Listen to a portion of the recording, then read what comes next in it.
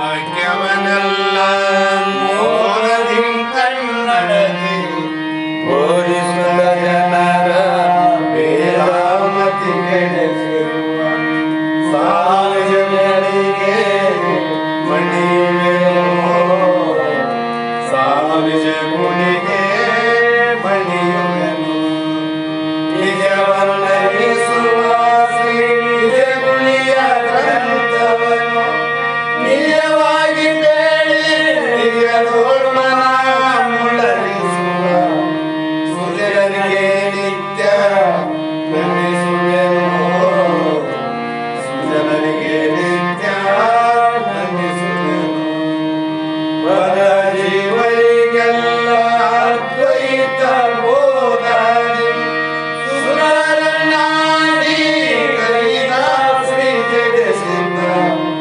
ಸಿದ್ಧರುಡರಿಗೆ ನಂದನಪ್ಪೆ ಸಿದ್ಧರುಡರಿಗೆ ಬಾಳ ವೇದಾಂತ ಕೇಸರಿ ಬಾಳ ಗಜ್ಜನ ಕೇಳುವ ತನಕ ಬಾಳ ಮೂಗುತ್ತಲಿಪ್ಪವೇ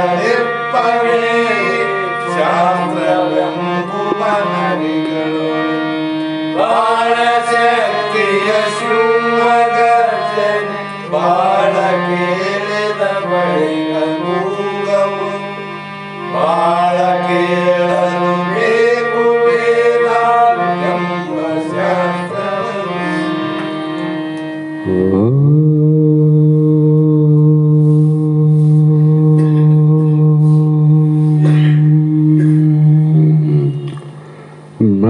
ಬ್ರಹ್ಮಾನಂದಂ ಪರಮಸುಖದಂ ಕೇವಲಂ ಜ್ಞಾನಮೂರ್ತಿಂ ದ್ವಂದ್ವಾತೀತಂ ಗಗನಸದೃಶಂ ತತ್ವಮಸ್ಯಾದಿಲಕ್ಷ್ಯಂ ಏಕಂ ನಿತ್ಯಂ ವಿಮಲಮಚಲಂ ಸರ್ವಧಿ ಸಾಕ್ಷೀಭೂತಂ ಭಾವಾತೀತಂ ತ್ರಿಗುಣರಹಿತಂ ಸದ್ಗುರುಂ ತಂ ನಮಾಮಿ. ಜಗದಾದಿ ಜಗದ್ಗುರು ಅದ್ವೈತ ಸಾರ್ವಭೌಮ ಸದ್ಗುರು ಸಿದ್ಧಾರೂಢ ಮಹಾಸ್ವಾಮಿಗಳ ಶ್ರೀಪಾದ ಪದ್ಮಗಳಿಗೂ ಆರೂಢ ಜ್ಯೋತಿ ಸದ್ಗುರು ಶಿವಪುತ್ರ ಮಹಾಸ್ವಾಮಿಗಳ ಶ್ರೀಪಾದಗಳಿಗೂ ಶ್ರೋತ್ರಿಯ ಬ್ರಹ್ಮನಿಷ್ಠರು ಬ್ರಹ್ಮಲೀನರು ಸದ್ಗುರು ಬಸವಾನಂದ ಮಹಾಸ್ವಾಮಿಗಳ ಚರಣ ಕಮಲಗಳಿಗೂ ಅನಂತ ದೀರ್ಘ ದಂಡ ಪ್ರಣಾಮಗಳನ್ನು ಸಮರ್ಪಿಸುತ್ತ ಸದ್ಗುರು ಸಿದ್ಧಲಿಂಗಪ್ಪ ತಾತ ಕಪಗಲ್ ಇವರನ್ನು ಮನದೋಳು ಧ್ಯಾನಿಸುತ್ತ ತಮ್ಮೆಲ್ಲರಿಗೂ ವಂದಿಸುತ್ತ ಈ ದಿನ ಭಗವದ್ಗೀತಾ ಎನ್ನುವ ಗ್ರಂಥದ 11ನೇ ಅಧ್ಯಾಯದ 53ನೆಯ ಶ್ಲೋಕದ ಅಭಿಪ್ರಾಯವನ್ನು ಸಿಂಹಾವಲೋಕನದಿಂದ ಮುಂದೆ ಸಾಗಿ ಈ 53ನೇ ಶ್ಲೋಕದಲ್ಲಿ ನ ಅಹಂ ವೇದ್ಯೈ ನ ತಪಸಾ ನ ದಾನೇನ ನ ಚ ಯಜ್ಞೇಯ ಶಕ್ಯ ಏವಂ ವಿಧ ದೃಷ್ಟಂ ದೃಷ್ಟಾವಾನ್ ಅಸಿ ಮಾಂ ಯಥಾ ಅಂತ ಇಲ್ಲಿ ಶ್ರೀಕೃಷ್ಣ ಭಗವಂತ ಯಾವಾಗ ನೀನು ನನ್ನ ವಿರಾಟ ಸ್ವರೂಪವನ್ನು ನೋಡಿರುವಂತೆ ಈ ಚತುರ್ವಿಧ ರೂಪಿನಲ್ಲಿರುವ ನಾನು ವೇದ ಅಧ್ಯಯನದಿಂದಾಗಲಿ ತಪಸ್ಸಿನಿಂದಾಗಲಿ ದಾನದಿಂದಾಗಲಿ ಮತ್ತು ಯಜ್ಞದಿಂದಲೂ ಸಹ ನಾನು ಕಾಣಿಸಿಕೊಳ್ಳಲು ಸಾಧ್ಯವಿಲ್ಲ ಅಂದ್ರು ನೋಡ್ರಿ. ಯಾವ ಸ್ವರೂಪ ಸಾಕ್ಷಾತ್ಕಾರಕ್ಕಾಗಿ ಆತ್ಮಜ್ಞಾನಕ್ಕಾಗಿ ಹಲೆದಾಡಿ ಕೆಲವು ಜನರು ಹುಚ್ಚರಂತೆ ಎಷ್ಟೋ ಜನ ಮಹಾತ್ಮರಿಗೆ ಶರಣಾಗತರಾಗಿ ಈ ಜ್ಞಾನವನ್ನು ಪಡೆದುಕೊಳ್ಳಬೇಕು ಅನ್ನುವ ಭಾವದಲ್ಲಿದ್ದಾರೆ. ಆದರೂ ಕೂಡ ಇಲ್ಲಿ ಮಹಾತ್ಮ ಹೇಳುವಂಥ ಮಾತು, ಹಿಂದೆ ದಾನ ಕ್ರಿಯೆಗಳಿಂದಲೂ ತಪಸ್ಸಿನಿಂದಲೂ ಯಜ್ಞ ಯಾಗಾದಿಗಳಿಂದಲೂ ಪರಮಾತ್ಮನ ದರ್ಶನ ಆಗಲಾರದು ಎಂದು ಹೇಳಿತು. ಈ ಶ್ಲೋಕದಲ್ಲಿ ಅದೇ ಮಾತನ್ನು ವೇದಗಳಿಂದಲೂ ತಪದಿಂದಲೂ ದಾನದಿಂದಲೂ ಯಜ್ಞದಿಂದಲೂ ಪರಮಾತ್ಮನ ದರ್ಶನ ಆಗಲಾರದು. ಹಾಗಾದರೆ ಈ ಶ್ರೀಕೃಷ್ಣ ಅರ್ಜುನನಿಗೆ ಸಂವಾದ ರೂಪವಾದ ಭಗವದ್ಗೀತೆ ವೇದವನ್ನು ನಿಂದೆ ಮಾಡಿದಂಗೆ ಆಯ್ತಲ್ಲ ಅಂತ ಅರ್ಥ ಆಗ್ತದೆ. ದಾನಗಳಿಂದ ಧರ್ಮಗಳಿಂದ ತಪಸ್ಸಿಂದ ಯಜ್ಞದಿಂದ ಆಗೋದಿಲ್ಲ ಅಂದರೆ ಹಿಂದೆ ಇದೇ ಭಗವದ್ಗೀತೆಯಲ್ಲಿ ಹೇಳ್ಯಾರ. ಈಗ ಆಗಲಾರದು ಅಂದರೆ ತಾವೇ ತಮ್ಮ ಮಾತನ್ನು ಹಿಂದಕ್ಕೆ ತೆಗೆದುಕೊಳ್ಳುವ ಪ್ರಸಂಗ ಬರಬಹುದಲ್ಲ ಅಂತಂದರೆ, ವೇದ ನಿಂದಕನಲ್ಲ ಶ್ರೀಕೃಷ್ಣ ಭಗವಂತ ವೇದಗಳನ್ನು ನಿಂದೆ ಮಾಡಿಲ್ಲ. ಅದರಂತೆ ಆತ್ಮಜ್ಞಾನಿಗಳು ಯಾವಾಗಲೂ ವೇದಗಳನ್ನು ನಿಂದೆ ಮಾಡಲಿಕ್ಕೆ ಹೋಗೋದಿಲ್ಲ ಅವರು. ಮತ್ತೆ ವೇದ ಧರ್ಮಗಳನ್ನು ಉದ್ಧಾರ ಮಾಡಲು ಅವತರಿಸಿ ಬಂದಂಥ ಶ್ರೀಕೃಷ್ಣನು ವೇದಗಳನ್ನು ನಿಂದಿಸುವನೇ? ವೇದಗಳ ಮುಖಾಂತರ ಲೋಕ ಉದ್ಧಾರಕ್ಕಾಗಿ ಬಂದಂಥ ಶ್ರೀಕೃಷ್ಣ ವೇದಗಳನ್ನು ನಿಂದೆ ಮಾಡಬಹುದೇ ಅಂದರೆ ಮಾಡಲಾರ. ಹಾಗೆ ಇಲ್ಲಿ ವೇದಗಳಿಂದ ಪರಮಾತ್ಮ ದರ್ಶನವು ಆಗುವುದಿಲ್ಲವೆಂದು ಹೇಳಲು ಕಾರಣ ಏನೆಂದರೆ, ವೇದದಲ್ಲಿ ಕರ್ಮಕಾಂಡ, ಭಕ್ತಿಕಾಂಡ, ಜ್ಞಾನಕಾಂಡ ಅಂತ 3 ಕಾಂಡ. ಆ ಕಾಂಡದ ಅನುಗುಣವಾಗಿ ಅಂತಃಕರಣ ಶುದ್ಧಿಗೆ ಕಾರಣ ಕರ್ಮಕಾಂಡ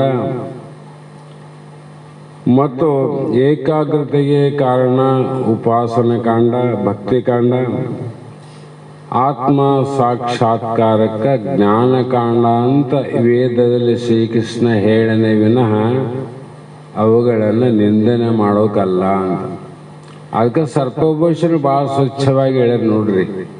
ಮಂದಮತಿಗೆ, ವಿಚಾರಿಗೆ, ದೈವಪರನಿಗೆ ಚಂದವೆನಪ ಕಾಂಡಗಳನ್ನು ಇಂತುವರೆವುದು. ಅವರೇನು ವೇದಗಳನ್ನು ಕರ್ಮವನ್ನು ನಿಂದೆ ಮಾಡ್ಯಾರ ಅವರು, ಮಂದಮತಿಗೆ ಹೇಳ್ರಂದ್ರೆ ಅವರು. ಹೀಗೆ ಆ ತಪಸ್ಸಿನಿಂದ ಆತ್ಮ ಸಾಕ್ಷಾತ್ಕಾರ ಆಗೋದಿಲ್ಲ ಅಂದರೆ ತಪಸ್ಸು ವ್ಯರ್ಥ ಅಂತಲ್ಲ. ತಪಸ್ಸುಗಳನ್ನು ಹೇಳುವ ಶಾಸ್ತ್ರಗಳು ವ್ಯರ್ಥವೇ ಅಂತ ಅರ್ಥ ಆಗ್ತದೆ. ಅಂದರೆ ಇಲ್ಲಿ ತಪಸ್ಸನ್ನು ಖಂಡಿಸಿಲ್ಲ, ತಪಸ್ಸು ಮಾಡಬಾರದು ಅಂತ ಎಲ್ಲಿ ಹೇಳಿಲ್ಲ. ವಿಚಾರವಿಲ್ಲದ ಆತ್ಮಜ್ಞಾನಕ್ಕೆ ಸಾಧನವಲ್ಲ ತಪಸ್ಸು ಅಂದರು. ಇಲ್ಲಿ ಏನು ಬೇಕಾಗಿದೆ? ವಿಚಾರಣೆ ಪರಮ ಔಷಧ. ತಪಸ್ಸು ಮಾಡಬೇಡ ಅಂತ ಹೇಳಿಲ್ಲ, ತಪಸ್ಸಿನಲ್ಲಿ ವಿಚಾರ ಇಲ್ಲ. ಯಾಕಿಲ್ಲಂದರೆ ತಪಸ್ಸು ಮಾಡವನು ನೀನು ಯಾರು, ಯಾರನ್ನು ಕುರಿತು ತಪಸ್ಸು ಮಾಡ್ತಿದ್ದಿ, ಯಾವ ಕಾರಣಕ್ಕಾಗಿ ಮಾಡ್ತಿದ್ದಿ ಅನ್ನುವ ವಿಚಾರ ಗೊತ್ತಿಲ್ಲದೆ ತಪಸ್ಸನ್ನು ಮಾಡ್ತೀವಿ. ಅದು ಇಲ್ಲಿ ಏನದ, ಆರು ನಾನೆಂದು ವಿಚಾರಿಸು. ಅದಕ್ಕಾಗಿ ತಪಸ್ಸಿನಲ್ಲಿ ವಿಚಾರ ಇಲ್ಲ, ಆಚಾರವ. ಹಾಗಾಗಿ ಇಲ್ಲಿ ವಿಚಾರ ಏನು ಅಂದರೆ, ಶ್ರವಣ ಮನನ ನಿಧಿಧ್ಯಾಸಗಳೇ ತಪಸ್ಸು. ಅವು ಕರ್ಮದ ತಪಸ್ಸು, ಇದು ಜ್ಞಾನ ತಪಸ್ಸು. ಇವುಗಳನ್ನು ಕೇವಲ ಕಾಯಕಷ್ಟವಾದ ತಪಸ್ಸನ್ನು ಖಂಡಿಸಿದೆ. ಶರೀರದಿಂದ ಮಾಡುವ ತಪಸ್ಸುಗಳನ್ನು ಖಂಡನೆ ಮಾಡ್ಯಾರ ಅವರು. ಮನಸ್ಸಿನಿಂದ ಮಾಡುವ ತಪಸ್ಸನ್ನು ಖಂಡಿಸಿಲ್ಲ. ಶ್ರವಣ ಶರೀರದಿಂದಲ್ಲ. ಶ್ರವಣ ಮಾಡಬೇಕಾದ್ರೆ ಮನಸ್ಸು ಬೇಕು, ಮನನ ಮಾಡಬೇಕಾದ್ರೆ ಮನಸ್ಸು ಬೇಕು, ನಿಧಿಧ್ಯಾಸ ಮಾಡಬೇಕಾದ್ರೂ ಮನಸ್ಸು ಬೇಕು. ಆ ಕಾರಣ ಕಾಯ ಕಷ್ಟವಾದಂಥ ತಪಸ್ಸನ್ನು ಖಂಡಿಸಿದ್ದಾರೆ ವಿನಃ ಜ್ಞಾನ ತಪಸ್ಸನ್ನು ಖಂಡಿಸಿಲ್ಲ. ನೀನು ಸರಿಯಾಗಿ ತಿಳ್ಕೊ. ಮತ್ತು ದಾನದಿಂದ ನ ದಾನೇನ, ದಾನದಿಂದ ಕೂಡ ಆತ್ಮ ಸಾಕ್ಷಾತ್ಕಾರ ಆಗೋದಿಲ್ಲ ಅಂತಲೇ ಹೇಳ್ಯಾರ ನೋಡ್ರಿ. ಇದರಿಂದ ದಾನದಿಂದ ಅಂದರೆ ಅನೇಕ ಗ್ರಂಥಗಳಲ್ಲಿ ದಾನವನ್ನ ಮಾಡಲೇಬೇಕೆಂದು ಹೇಳಿದ ಶಾಸ್ತ್ರ ವಚನಗಳು ವ್ಯರ್ಥವಲ್ಲವೇ? ಭಾಳ ಕಡೆ ಹೇಳ್ಯಾರ ದಾನವನ್ನ ಮಾಡಿ. ಅವೆಲ್ಲ ವ್ಯರ್ಥ ಆಗ್ತವೆ. ಏನು ಅಂದರೆ ದಾನವು ಅಂತಃಕರಣ ಶುದ್ಧಿಗೆ ಸಾಧನ ಅಂದ್ರೆ ವಿನ ಮೋಕ್ಷಕ್ಕೆ ಸಾಧನ ಅಲ್ಲ ಅಂತ ಖಂಡನೆ ಮಾಡ್ಯಾರ. ದಾನ ಯಾವ ಸಾಧನ? ಅಂತಃಕರಣ ಶುದ್ಧಿಗೆ ಸಾಧನ. ಅದರ ಯೋಗ್ಯತೆ ಅಷ್ಟೆ. ಏನಂದ್ರೆ ಅದು ಮನುಷ್ಯನ ಯೋಗ್ಯತೆ ಎಷ್ಟೆಷ್ಟಾದ ಅಷ್ಟೆಷ್ಟು ಕೆಲಸ ಮಾಡ್ತಾರೆ ನೋಡ್ರಿ. ಹೌದಿಲ್ಲ? ಅದರಂತೆ ಅಂತಃಕರಣ ಶುದ್ಧಿಯಾದ ಮೇಲೆ ಜ್ಞಾನದಿಂದ ಮೋಕ್ಷ ಅಂತ ಹೇಳಬೇಕು. ಅದು ಒಂದು ಮೆಟ್ಟಿಲು, ಇಲ್ಲಂತಲ್ಲ. ಅದರಿಂದ ಅಂತಃಕರಣ ಶುದ್ಧಿಯಾದಾಗ ಆಮೇಲೆ ಜ್ಞಾನ ಸಾಧನೆ ಮಾಡಿದಾಗ ಆಮೇಲೆ ಶ್ರವಣ ಮನನ ನಿಧಿಧ್ಯಾಸ ಸಾಧನೆಗಳಿಂದ ಮೋಕ್ಷ ಅಂತ ಹೇಳಿದ್ರೆ ವಿನಃ ಬರೇ ದಾನದಿಂದಲೇ ಮೋಕ್ಷ ಅಲ್ಲ. ಮತ್ತು ಯಜ್ಞ ಯಾಗಾದಿಗಳಿಂದ ಅಲ್ಲೇನೆಂದರೆ ಯಜ್ಞದಿಂದ ಆತ್ಮ ಸಾಕ್ಷಾತ್ಕಾರ ಆಗುವುದಿಲ್ಲವೆಂದರೆ ವೇದಗಳಲ್ಲಿಯೇ ಹೇಳಿರುವ ಯಜ್ಞ ಯಾಗನ ಮಾಡಂತ ಹೇಳಿರಲ್ಲ. ಅವು ವ್ಯರ್ಥವೇ? ಅವು ವ್ಯರ್ಥ ಅಂತ ಕೇಳ್ತಾರ, ಅವ್ರು ಪ್ರಶ್ನೆ ಮಾಡ್ತಾರ. ಅಂದ್ರೆ ಫಲಾಪೇಕ್ಷ ಬುದ್ಧಿಯಿಂದ ಮಾಡಿದ ಯಜ್ಞದಿಂದ ಪ್ರಾಪ್ತಿಯಾಗ್ತದ ಯಾವುದು ಅಂದ್ರೆ ಸ್ವರ್ಗವು. ಹೌದಲ್ರಿ? ಅದಕ್ಕೆ ನಿಜಗುಣರು ಇಹ ಪರದೋಳು ಹಿತವಾವುದು ಅಂತ ಒಂದು ಪ್ರಶ್ನೆ ಇಟ್ಟರು. ಈ ಲೋಕದಲ್ಲಿ ಮತ್ತು ಪರಲೋಕದಲ್ಲಿ ನಿನಗೆ ಆನಂದ ಕೊಡೋದು ಯಾವುದು, ಸುಖ ಕೊಡೋದು ಯಾವುದು, ಆರಾಮಿರೋಂಗ ಮಾಡೋದು ಯಾವುದು ಅಂತ ಅಲ್ಲಿ ಪ್ರಶ್ನೆ ಇಟ್ಟಾರೆ ನೋಡ್ರಿ. ಅದು ಕೂಡ ಬ್ರಹ್ಮಜ್ಞಾನಕ್ಕೆ ಹೋಗಿ ಮುಟ್ಟಿಸರಲ್ಲಿ. ಈ ದಾನದಿಂದ ಇಹದಲ್ಲಿ ದಾನ ಧರ್ಮ ಮಾಡೋದು ಯಜ್ಞ ಯಾಗಾದಿಗಳಿಂದ ಸ್ವರ್ಗಕ್ಕೆ ಹೋಗೋದಿಲ್ಲ. ಇಹದಲ್ಲಿ ದುಃಖ ಆದಂತ ಅಲ್ಲಿ ಸುಖ ಆದಂತ ನೀ ಹೋದಿ. ಅಲ್ಲಿ ಸುಖ ಆದೇನು ಅಂದ್ರೆ ಇಲ್ಲ. ಯಾಕ? ಕ್ಷೀಣೆ ಪಣ್ಣೆ ಅಂದಾಗ ಅದು ಅನಿತ್ಯವಾಗಿದೆ. ಸ್ವರ್ಗದಲ್ಲಿ ಸುಖ ಆಯ್ತು, ನಿನಗೆ ಆನಂದ ಆಗೋದಿಲ್ಲ ಅಂತಲ್ಲ, ಆದರೆ ಅನಿತ್ಯವಾದ ಆನಂದ. ಅದು ನಿತ್ಯವಾದ ಆನಂದ ಅಲ್ಲಲ್ಲ ಅಂದಾಗ ನಿಷ್ಕಾಮ ಬುದ್ಧಿಯಿಂದ ಮಾಡುವ ಯಜ್ಞವು ಅಂತಃಕರಣ ಶುದ್ಧಿಯನ್ನು ಮಾಡಿ ಆ ಯಜ್ಞ ಯಾಗಗಳು ವೇದದಲ್ಲಿ ಹೇಳಿದವು. ಈ ಜ್ಞಾನಕ್ಕೆ ಸಾಧನ ಅಂತ ಹೇಳಿದ್ರು ವಿನ ಯಜ್ಞ ಯಾಗಾದಿಗಳಿಂದ ಮೋಕ್ಷ ಅಂತ ಹೇಳಿಲ್ಲ. ಯಜ್ಞಕ್ಕೆ ಯಜ್ಞ, ಆತ್ಮಜ್ಞಾನಕ್ಕೆ ಅದು ದಾನ ಹೆಂಗ ಸಾಧನ, ಇದು ಒಂದು ಸಾಧನ. ನಿಜವಾಗಿ ನೋಡಿದರೆ, ವಿಚಾರ ಸತ್ಯವಾಗಿ ತಿಳ್ಕೊಂಡ್ರೆ ಜ್ಞಾನವೇ ಯಜ್ಞ. ಯಜ್ಞ ಯಜ್ಞ ಅಂದರೆ ಅದು ನಮ್ಮ ಅನಿತ್ಯವಾಗಿರತಕ್ಕಂಥ ಅನಾತ್ಮ ವರ್ಗಗಳೆಲ್ಲವನ್ನ ನಾಶ ಮಾಡೋದು ಯಾವುದು ಅಂದರೆ ಅದು ಜ್ಞಾನ. ಅಂದ್ರೆ ಏನಂದ್ರೆ ಅವರು ಜ್ಞಾನ ಯಜ್ಞ.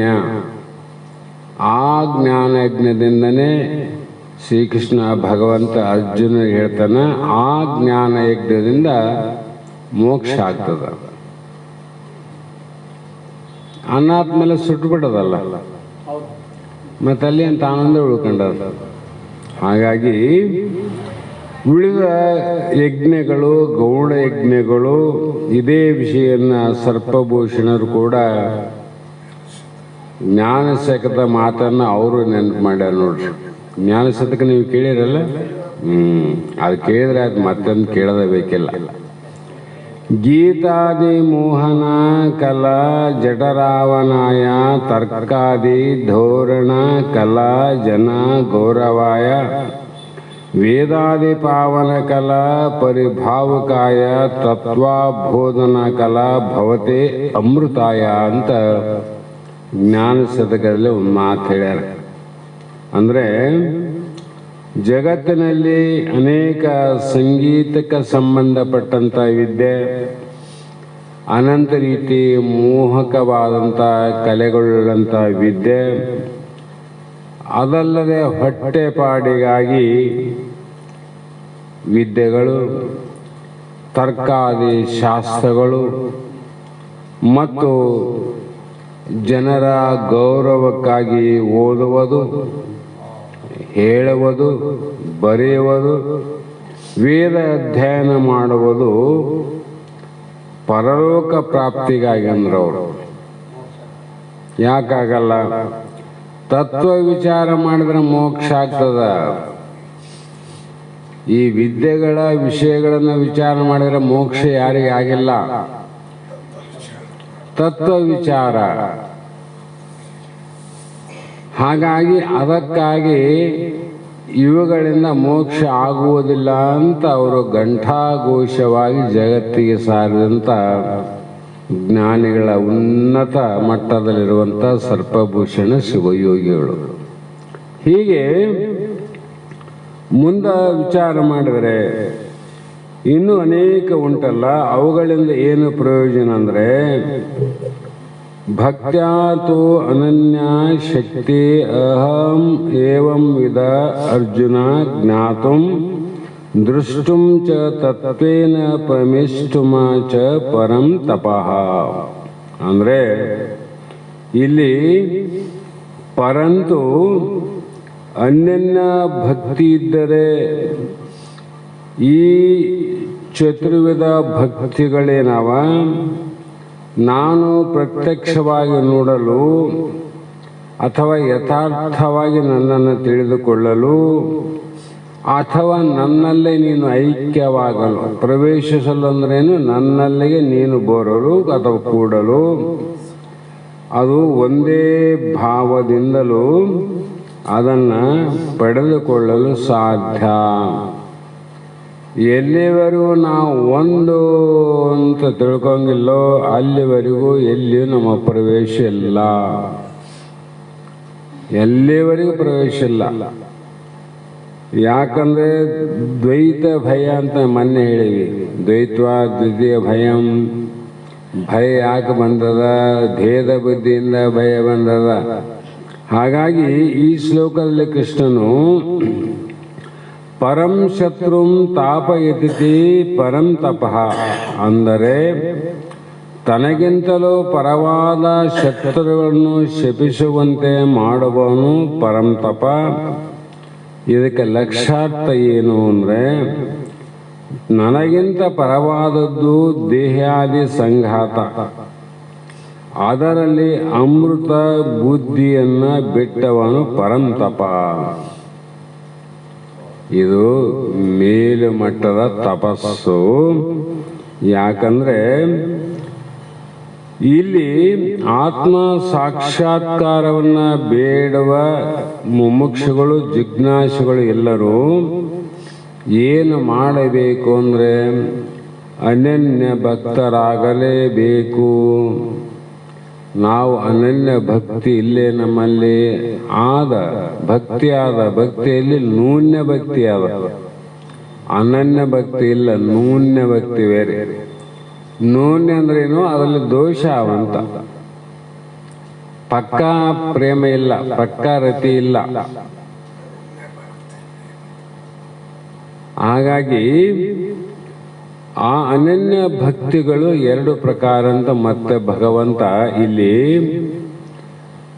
ಭಕ್ತಿ ಪದಕ್ಕೆ ಅನನ್ಯವೆಂಬ ವಿಶೇಷಣವನ್ನು ಸೇರಿಸಿದ್ದರಿಂದ ಜಡವಾದ ದೃಶ್ಯಗಳಾದ ಪ್ರಾಪಂಚಿಕ ಪದಾರ್ಥಗಳಲ್ಲಿರುವ ಆಸಕ್ತಿಯನ್ನು ತ್ಯಜಿಸಿ ಪರಮಾತ್ಮನಲ್ಲಿ ಅನನ್ಯ ಪ್ರೇಮ ಉಂಟಾಗಿರಬೇಕೆಂದು ಸ್ಪಷ್ಟವಾಗಿರುತ್ತದೆ.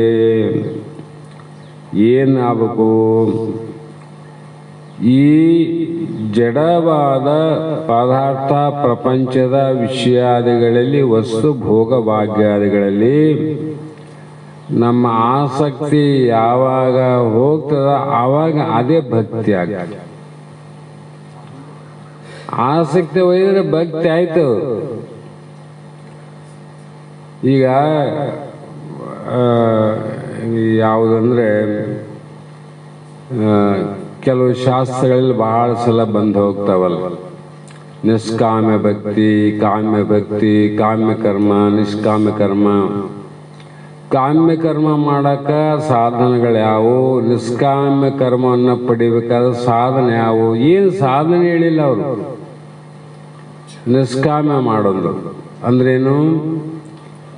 ಫಲದ ಇಚ್ಛೆ ಆಪೇಕ್ಷೆಯನ್ನ ನೀ ಮಾಡುವ ಕರ್ಮದಲ್ಲಿ ತ್ಯಜಿಸು, ಅದೇನಾಯ್ತು? ನಿಷ್ಕಾಮ್ಯ ಆಯ್ತು. ಅದಕ್ಕೇನು ಮಾಡಕ್ಕೆ ಬೇರೆ ಹೇಳ್ಯಾರೇನು? ಅದರಂತೆ ಇಲ್ಲಿ ಆಸಕ್ತಿಯನ್ನು ಯಾವಾಗ ಜಡವಾದ ಭೂತ ಪ್ರಪಂಚ ಅಂದ್ರೆ ಇಲ್ಲಿ ಈ ದೇಹ ಮೊದಲುಗೊಂಡು ತೋರುವ ಜಗತ್ತೇನದ, ಇಂತಹ ಪ್ರಪಂಚದಲ್ಲಿ ಆಸಕ್ತಿಯನ್ನು ಕಳೆದುಕೊಂಡರೆ ಅದೇ ಭಕ್ತಿ ಆಯ್ತು ನೋಡ್ರಿ. ಅಂದರೆ ಹಂಚಲ್ಪಡದ ಭಕ್ತಿ ಮತ್ತೊಂದು ವಸ್ತುವಿನ ಮೇಲೆ ಹರಿದು ಹೋಗದಂತೆ ಇರುವುದೇ ಭಕ್ತಿ. ನಮ್ಮ ಭಕ್ತಿಗಳು ಹೆಂಗವಂದ್ರೆ, ಸುಗರೇಶ್ವರ ಸ್ವಾಮಿಯಲ್ಲಿ ಒಂದು ಬೇಡಿಕೆ, ಆತನಲ್ಲಿ ಒಂದು ಪ್ರಕಾರದ ಭಕ್ತಿ. ಮಾತಾ ಯಲ್ಲಮ್ಮ ದೇವಿಯಲ್ಲಿ ಹೋದಾಗ ಅಲ್ಲಿಯ ಫಲನೇ ಬೇರೆ, ಅಲ್ಲಿಯ ಭಕ್ತಿನೇ ಬೇರೆ. ಇಲ್ಲಿ ಬಿಟ್ಟಾಗ ಮತ್ತೆ ಬೇರೆ ಕಡೆ ಹೋದಾಗ ಅಲ್ಲಿ ಮಾಡುವ ಕರ್ಮದ ಇಚ್ಛೆಯೇ ಬೇರೆ, ಆಪೇಕ್ಷೆ ಬೇರೆ, ಅವುಗಳ ಫಲವೇ ಬೇರೆ. ಅಂದ್ರೆ ಭಕ್ತಿ ನಿಂದು ಹಂಚುವುದಿಲ್ಲ. ಸೋಗರೇಶ್ವರನ ಕಡೆ ಇಷ್ಟು ಭಕ್ತಿ ಹೋಯಿತು, ಅದ್ರಾಗ ಮತ್ತೆ ಎಲ್ಲಮ್ಮಮ್ಮಗೆ ಇಷ್ಟು ಆಯಿತು. ಅಲ್ಲಿಂದ ಮತ್ತೆ ಇನ್ನು ಎಲ್ಲೆಲ್ಲಿ ಹೋಗಿದ್ದೆ ಅಲ್ಲೆಲ್ಲಿ ಭಕ್ತಿ ಹಂಚಿನ ಹೋಯ್ತೀವಿ. ಭಕ್ತಿ ಹೆಂಗಾಯ್ತು ನನಗೆ? ಭಕ್ತಿನೇ ಇಲ್ಲ. ಆದ್ರೂ ಸುಳ್ಳ ಭಕ್ತರು ಅಂತ ಭಸ್ಮಧಾರಣೆಗೆ ಸೀಮಿತವಾಗಿ ಭಕ್ತ ಅಂತೀವಿ ನಾವು. ಭಸ್ಮ ಹಚ್ಚಿದ ಸಾಕು ನಾವು ಭಕ್ತರು. ಅದಕ್ಕೆ ಹಂಚಿ ಹೋಗಲಾರದ ಭಕ್ತಿ ಯಾವ್ದಪ್ಪ? ಹಂಚಿ ಹೋಗಬಾರ್ದು ಅಂದ್ರೆ ನಿನ್ನ ಜಗತ್ತಿನ ಫಲ, ಇಚ್ಛೆ, ಆಪೇಕ್ಷ ಎಲ್ಲವೂ ನಶ್ವರವೆಂದು, ಇವೆಲ್ಲವೂ ಅನಿತ್ಯಗಳೆಂದು, ಇವೆಲ್ಲವೂ ದುಃಖಕರಗಳೆಂದು, ಇವುಗಳೆಲ್ಲವನ್ನು ತ್ಯಜಿಸಿ ನಿನ್ನ ಸ್ವರೂಪದ ಸಾಕ್ಷಾತ್ಕಾರ ಆಯ್ತಿಲ್ಲ, ನಿನ್ನ ಭಕ್ತಿ ಆವತ್ತು ಇಲ್ಲಿ ಹೋಗೋದಿಲ್ಲ ನೋಡ್ರಿ. ಅದಕ್ಕೆ ಮಹಾತ್ಮರು ಸರ್ವವೆಲ್ಲವನ್ನು ಚಿದಾತ್ಮ ಭಾವನೆಗೊಂಡು ಸರ್ವ ಸಮತ್ವದಿಂದಲೇ ಭಕ್ತಿ ಅಂತ ಅವರು ಒಂದು ಮಾತು ಹೇಳಿದರು. ಸರ್ವವೆಲ್ಲವೂ ಚಿದಾತ್ಮ ಭಾವನೆ ಅಂದ್ರೆ, ಚಿದಾತ್ಮ ಅಂದ್ರೇನು? ನಿನ್ನ ಸ್ವರೂಪ ಅಂತ, ಎಲ್ಲವೂ ಬ್ರಹ್ಮ ಸ್ವರೂಪ ಅಂತ ತಿಳ್ಕೊಂಡಾಗ ಅದು ನಿಜವಾದ ಭಕ್ತಿ. ಇಲ್ಲಾಂದ್ರೆ ಹರಿದು ಹೋಗುವಂತ ಭಕ್ತಿ. ಹಾಗಾಗಿ ಇಲ್ಲಿ ಅನ್ಯ ವಸ್ತುಗಳನ್ನು ಬೇಡದ ಭಕ್ತಿ ಅನನ್ಯ ಭಕ್ತಿ. ನಾವು ಯಾರಲ್ಲಿ ಬೇಡಲು ಶರಗೊಡ್ಡಿ ಬೇಡಲು ಬಡದನವೇ. ನಾವು ಬೇಡಕತ್ತೀವಲ್ಲ, ಯಾವಾಗ ಎಲ್ಲಿವರೆಗೆ ಬೇಡ್ತೀವಿ? ನಾನೇ ಸರ್ವ ಸುಖಿ, ನಾನೇ ಸರ್ವಕ್ಕೂ ಆಧಾರ, ನಾನೇ ಪರಮಾನಂದ ಸ್ವರೂಪ ಪರಬ್ರಹ್ಮ ಅಂತ ಎಲ್ಲಿವರೆಗೂ ತಿಳಿಯಂಗಿಲ್ಲೋ ಅಲ್ಲಿವರೆಗೂ ಈ ಬೇಡುವ ಭಕ್ತಿ ನಮ್ಮ ಬೆನ್ನು ಬಿಡಂಗಿಲ್ಲ ನೋಡ್ರಿ. ಹಾಗಾಗಿ ಮಹಾತ್ಮರು ಸಾಮಾನ್ಯವಾಗಿ ಜನರಲ್ಲಿರುವ ಭಕ್ತಿಯ ಸ್ವಲ್ಪ ಭಾಗವು ಗೃಹಾರಾಮಾದಿಗಳಲ್ಲಿಯೂ ಧಾರಾಪುತ್ರಾದಿಗಳಲ್ಲಿಯೂ ಸಂಪತ್ತು ಕೀರ್ತಿಗಳಲ್ಲಿಯೂ ಪ್ರತಿಷ್ಠೆಗಳಲ್ಲಿಯೂ ವಿಭಜಿಸಲ್ಪಟ್ಟಿದೆ. ನಮ್ಮದು ಪ್ರೇಮ ಎಲ್ಲಿ ಬಂತು ಅಂದರೆ ನಮ್ಮ ಗೃಹಗಳಲ್ಲಿಯೂ ಇದ್ದ ಪ್ರೇಮ, ಮಂದಿರದಲ್ಲಿ ಹೋದಾಗ ಅಲ್ಲಿಯ ಪ್ರೇಮನೆ ಬೇರೆ, ಮನೆಯ ಪ್ರೇಮನೆ ಬೇರೆ. ಮನೆಗಳ ಪ್ರೇಮ ಗುಡಿ ಹೋದಾಗ ಕೆಟ್ಟೋಯ್ತು, ನಾವು ಕೇಳಿದಿಲ್ಲ. ಮತ್ತೆ ಸಂಪತ್ತು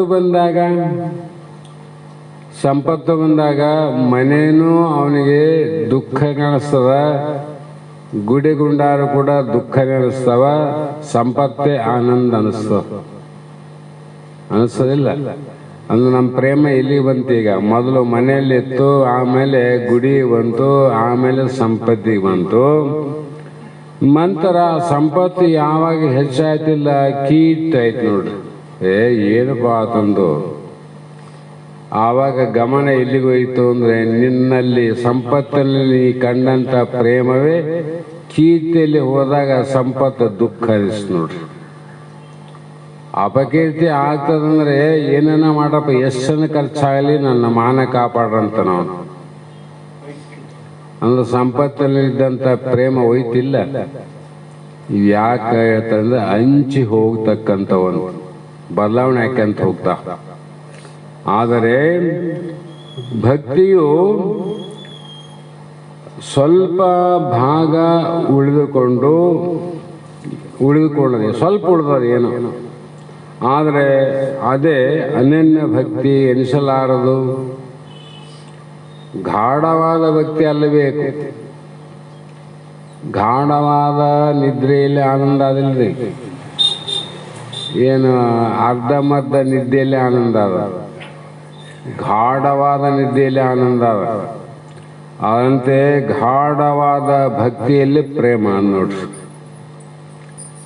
ಅಂಥ ಪ್ರೇಮ ಅಂಥ ಭಕ್ತಿ ಯಾರು ಮಾಡ್ಯಾರ ಅವರಿಗೆ ಅಂತಂಥ ಫಲಗಳು ಕೂಡ ಪ್ರಾಪ್ತಿಯಾಗವಂತ ಸದ್ಗುರು ಸಿದ್ಧಾರೂಢ ಮಹಾಸ್ವಾಮಿಗಳ ಚರಿತ್ರೆಯಲ್ಲಿ ಕೇಳಿರಲಿವು. ಮತ್ತು ಅವರು ಅಂಥ ಭಕ್ತಿ ಮಾಡೋದಕ್ಕೆ ಆ ಫಲ ಸಿಕ್ಕವಂತ ಅರ್ಥ ಮಾಡಬೇಕು. ನಾವು ಗ್ರಂಥ ಓದ್ತೀವಿ, ಅವ್ರ ಚರಿತ್ರೆ ಓದ್ತೀವಿ, ನಮಗೆ ಯಾಕೆ ಆಗೋಲ್ತ್ರಿ ಅಂತಂದ್ರೆ ಇನ್ನೀಗ ಆಗೋದಿಲ್ಲ. ಈಗ ಯಾಕೆ ಸಾಯತನ ಓದು ಆಗೋದಿಲ್ಲ, ಭಕ್ತಿ ಇಲ್ಲಲ್ಲಿ. ಹಾಗಾಗಿ ದೃಶ್ಯ ಪದಾರ್ಥಗಳಲ್ಲಿ ಅದು ಸ್ವಲ್ಪ ಹಂಚೋಯ್ತು ನೋಡ್ರಿ. ದೃಶ್ಯ ಪದಾರ್ಥಗಳವಲ್ಲ, ಶಬ್ದದ ಕಡೆ ಸ್ವಲ್ಪ ಹೋಯಿತು, ಸ್ಪರ್ಶದ ಕಡೆ, ರೂಪದ ಕಡೆ, ರಸದ ಕಡೆ, ಗಂಧದ ಕಡೆ ಹೋದಾಗ ಅದು ಹಂಚಲ್ಪಟ್ಟ ಭಕ್ತಿಯೇ ವಿನ ಹಂಚಲ್ಪಡದ ಭಕ್ತಿ ಅಲ್ಲ. ಆ ಕಡಿಷ್ಠ ಈ ಕಡಿಷ್ಠ ಹಂಚಿ ಬಿಟ್ಟಿ. ಭಗವಂತನ ಸಂದರ್ಶನಕ್ಕೆ ಏಕೈಕವಾದ ಉಪಾಯ ಯಾವುದು ಅಂದರೆ ವಿವೇಕ ಚೂಡಾಮಣಿಯಲ್ಲಿ ಮೋಕ್ಷ ಸಾಧನ ಸಾಮಗ್ರಾಂ ಭಕ್ತಿರೇವ ಗರಿಯೇಶೆ ಅಂತ ಅಲ್ಲೊಂದು ಮಾತು ಹೇಳ್ಯಾರ. ಇದು ಕೂಡ ವಿವೇಕ ಚೂಡಾಮಣಿಯನ್ನ ಸುಮಾರು 300 ಫೈಲುಗಳಿಂದ ನಿನ್ನೆ ಮೊನ್ನೆ ಅದು ಮುಗಿದದ. ಕಾಲಾವಕಾಶ ಸಿಕ್ಕಾಗ ಯೂಟ್ಯೂಬಲ್ಲಿ ಮಾತ್ರ ಕ್ರಮವಾಗ್ಯದ. ಈ ಎಲ್ಲ ಸಮಗ್ರ ವಿಚಾರಗಳನ್ನು ಅಲ್ಲಿ ಕೂಲಂಕುಷವಾಗಿ ವಿಚಾರ ಮಾಡಲಾಗ್ಯದ. ಅವಕಾಶ ಸಿಕ್ಕಾಗ ಅದನ್ನು ಕೂಡ ಕ್ರಮವಾಗಿ ಕೇಳ್ರಿ. ಅದೇನು ಯಾವತ್ತೊಂದು ಕೇಳಿರಿ ಯಾವತ್ತೊಂದು ಬಿಡೋದು, ಕೇಳಲಾರ್ದನ್ನ ಮುಂದಿನ ದಿನ ಕೇಳೋದು. ಯಾಕೆ ಕೇಳಬೇಕಂದ್ರೆ ಇಂತಿಂಥ ವಿಚಾರಗಳು ಗೊತ್ತಾಗ್ತಾವ ನಮಗೆ. ಆ ಕಾರಣ ಮೋಕ್ಷವನ್ನ ಸಾಧಿಸುವಂತ ಮುಮುಕ್ಷು ಜಿಜ್ಞಾಸು ಎಲ್ಲ ಸಾಮಗ್ರಿಗಳಲ್ಲಿಯೇ ಭಕ್ತಿ ಶ್ರೇಷ್ಠವೆಂದು ಅರ್ಥ ಮಾಡಿರಲ್ಲಿ. ಭಕ್ತಿಯು ಬಹಳ ಶ್ರೇಷ್ಠ. ಭಕ್ತಿ ಅಂದ್ರೆ ಏನಂತ ಗೊತ್ತಾಯ್ತಲ್ಲ, ಆ ಭಕ್ತಿ ಸರ್ವದಲ್ಲಿ ಶ್ರೇಷ್ಠ. ಇದೇ ಮನಸ್ಸಿ ಆ ಉದಾವದಕ್ಕೆ ತಾನು ಆಧಾರವಾಗಿ ಇರು, ಅದು ಸತ್ಯ. ಯಾವುದನ್ನು ನೋಡ್ರಿ ಅಲ್ಲಿ ಆದಿಲ್ಲ ಚೈತನ್ಯ, ಅದನ್ನ ನೋಡಿದ್ರೆ ಅದು ಭಕ್ತಿ ನೋಡ್ರಿ. ಅದು ಹಂಚಲಾರದ ಭಕ್ತಿ. ಅಲ್ಲಿ ಈ ಭಕ್ತಿಯಲ್ಲಿ ಕೊಡೋದು ತಗೊಳ್ಳೋದಾದ ಸಾಮಾನ್ಯ ಭಕ್ತಿಗಳಲ್ಲಿ ಅಲ್ಲಿ ಕೊಡೋದಿಲ್ಲ ತಗೋದಿಲ್ಲ, ಬರೀ ತಿಳಿದ ನೋಡ್ರಿ. ಕೊಡೋದಿಲ್ಲ, ಯಾರಿಗೆ ಕೊಡ್ತದೆ ಅಲ್ಲಿ? ತಗೊಳ್ಳೋದಿಲ್ಲ, ಮತ್ತೆ ನೀ ಕೊಟ್ಟದ್ದು ಯಾರು ತಗೋಬೇಕು? ನೀನೇ ನಾನು, ನಾನೇ ನಿನಗೆ. ಏನು ನಮಸ್ಕಾರ, ನೀನೇ ನಾನು, ಅದಕ್ಕಾಗಿ ನಾನೇ ನಿನಗೆ ಆರತಿ ಬೆಳಕಿನಂದ್ರು. ಯಾರಿಗೆ ಕೊಡ್ತಿದ್ದಿ, ಯಾರಿಗೆ ತಗೊಂತಿದ್ದಿ? ಇದು ಪರಮಾತ್ಮನು ತನಗಿಂತ ಅನ್ಯವೆಲ್ಲೆಂಬ ಭಾವನೆ, ಇದೇ ನಿಜವಾದ ಭಕ್ತಿ. ಅಲ್ಲಿಗೆ ಹೋಗು. ಕೂಡಬೇಕಾಗಿತ್ತಂದ್ರೆ ನೀನು ಒಬ್ಬರ ಗೆಳೆತನ ಮಾಡಬೇಕಾಗಿದ್ರೆ ಅವರ ವಿಚಾರಗಳು ನಿನ್ನಲ್ಲಿ ಸ್ವಲ್ಪ ಆದರೂ ಬರಬೇಕು. ಒಬ್ಬ ಕಳ್ಳ ಅಂದ್ರೆ ಕಳ್ಳನ ಸಂಘ ಮಾಡಬೇಕಾಗಿದ್ರೆ ನೀನು ಕಳ್ಳತನದ ಅನುಭವ ನಿನಗೆ ಆಗಬೇಕು. ಇಲ್ಲಾಂದ್ರೆ ಅವ್ರಿಗೆ ನೀನು ಕೂಡಂಗಿಲ್ಲ. ಒಬ್ಬ ಕುಡುಕನಾಗಬೇಕು ಅಂದ್ರೆ ಕುಡುಕನ ಸಂಘ ಮಾಡಿದ್ರೆ ನೀ ಕುಡುಕಾತಿದ್ದಿ. ಮಹಾತ್ಮರ ಸಂಘ ಮಾಡಬೇಕಾದ್ರೆ ನೀನು ಕೆಲವು ಗುಣಗಳನ್ನು ಪಡೆದುಕೊಂಡಾಗ ಮಹಾತ್ಮರ ಸಂಘ ಮಾಡ್ತಿದ್ದಿ. ಪರಮಾತ್ಮನಲ್ಲಿ ಕೂಡಬೇಕಾದ್ರೆ ಪರಮಾತ್ಮನ ಕೆಲವು ಲಕ್ಷಣ ಆದರೂ ನಿಲ್ಲಿ ಕೂಡಬೇಕು. ಇಲ್ಲಾಂದ್ರೆ ಶೇಷವಂತರವರು ಸತ್ಯ ಹೇಳುವವ್ರನ್ನ ಕಳ್ಳರು ಸಾವಾಸ ಮಾಡ್ತಾರೇನು? ಸತ್ಯ ಹೇಳೋರನ್ನ ಕಳ್ಳ ನನ್ನ ಗೆಳೆತನ ಮಾಡ್ಕೊಂತಾನ? ಇಲ್ಲೇ ಒಬ್ಬ ಕಳ್ಳನೇ ಇಷ್ಟು ಚಾಣಾಕ್ಷಣ ಅಂದ್ರೆ ಅವನು ಮಹಾ ಕಳ್ಳರಿಗೆ ಕಳ್ಳ ಪರಮಾತ್ಮ, ಸಾಮಾನ್ಯ ಅಲ್ಲ. ಆ ದುಷ್ಟರನ್ನ ತನ್ನಂಗ ಮಾಡ್ಕೊಂತಾನ? ಹೆಂಗ್ ಮಾಡ್ಕೊಂತಾನ? ಅದಕ್ಕಾಗಿ ಅಂತರಾಯ ರಹಿತವಾಗಿ ಆತ್ಮಜ್ಞಾನ ಉಂಟು ಮಾಡುತ್ತದೆ. ಈ ಭಕ್ತಿ ಏನದ ತನ್ನ ಸ್ವರೂಪ ಜ್ಞಾನವನ್ನ ದೃಢ ಮಾಡ್ತದ. ದಿನ ಓದಂಗೆಲ್ಲ, ವಿಚಾರ ಮಾಡದಂಗೆಲ್ಲ ಅವನು ಏಕಾಂಗಿ. ಹೇಗೆ ಅನುಭವ ಆದವರಿಗೆ ನಾವು ಹೇಳಬೇಕು, ಅನುಭವ ಇಲ್ಲ ಮಾತು ಹೇಳಬಾರ್ದು. ನನಗನಿಸಿದ ಮಟ್ಟಿಗೆ ಅವರ ಎಲ್ಲ ಶರೀರದಲ್ಲಿ ಭಾವಗಳು ಬದಲಾವಣೆ ಆಗ್ತಾವಂತ ನನಗನ್ನಿಸ್ತ.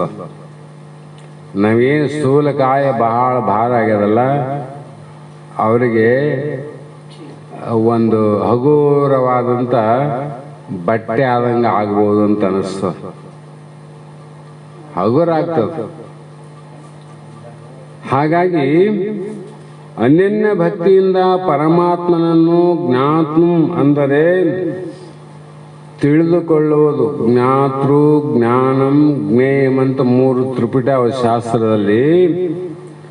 ಜ್ಞಾತೃ ಅಂದ್ರೆ ತಿಳಿದುಕೊಳ್ಳುವುದಕ್ಕೂ, ಯಾವುದೋ ತಿಳಿಸುವಂಥದ್ದಲ್ಲ, ಅದನ್ನು ತಿಳಿಯುವುದು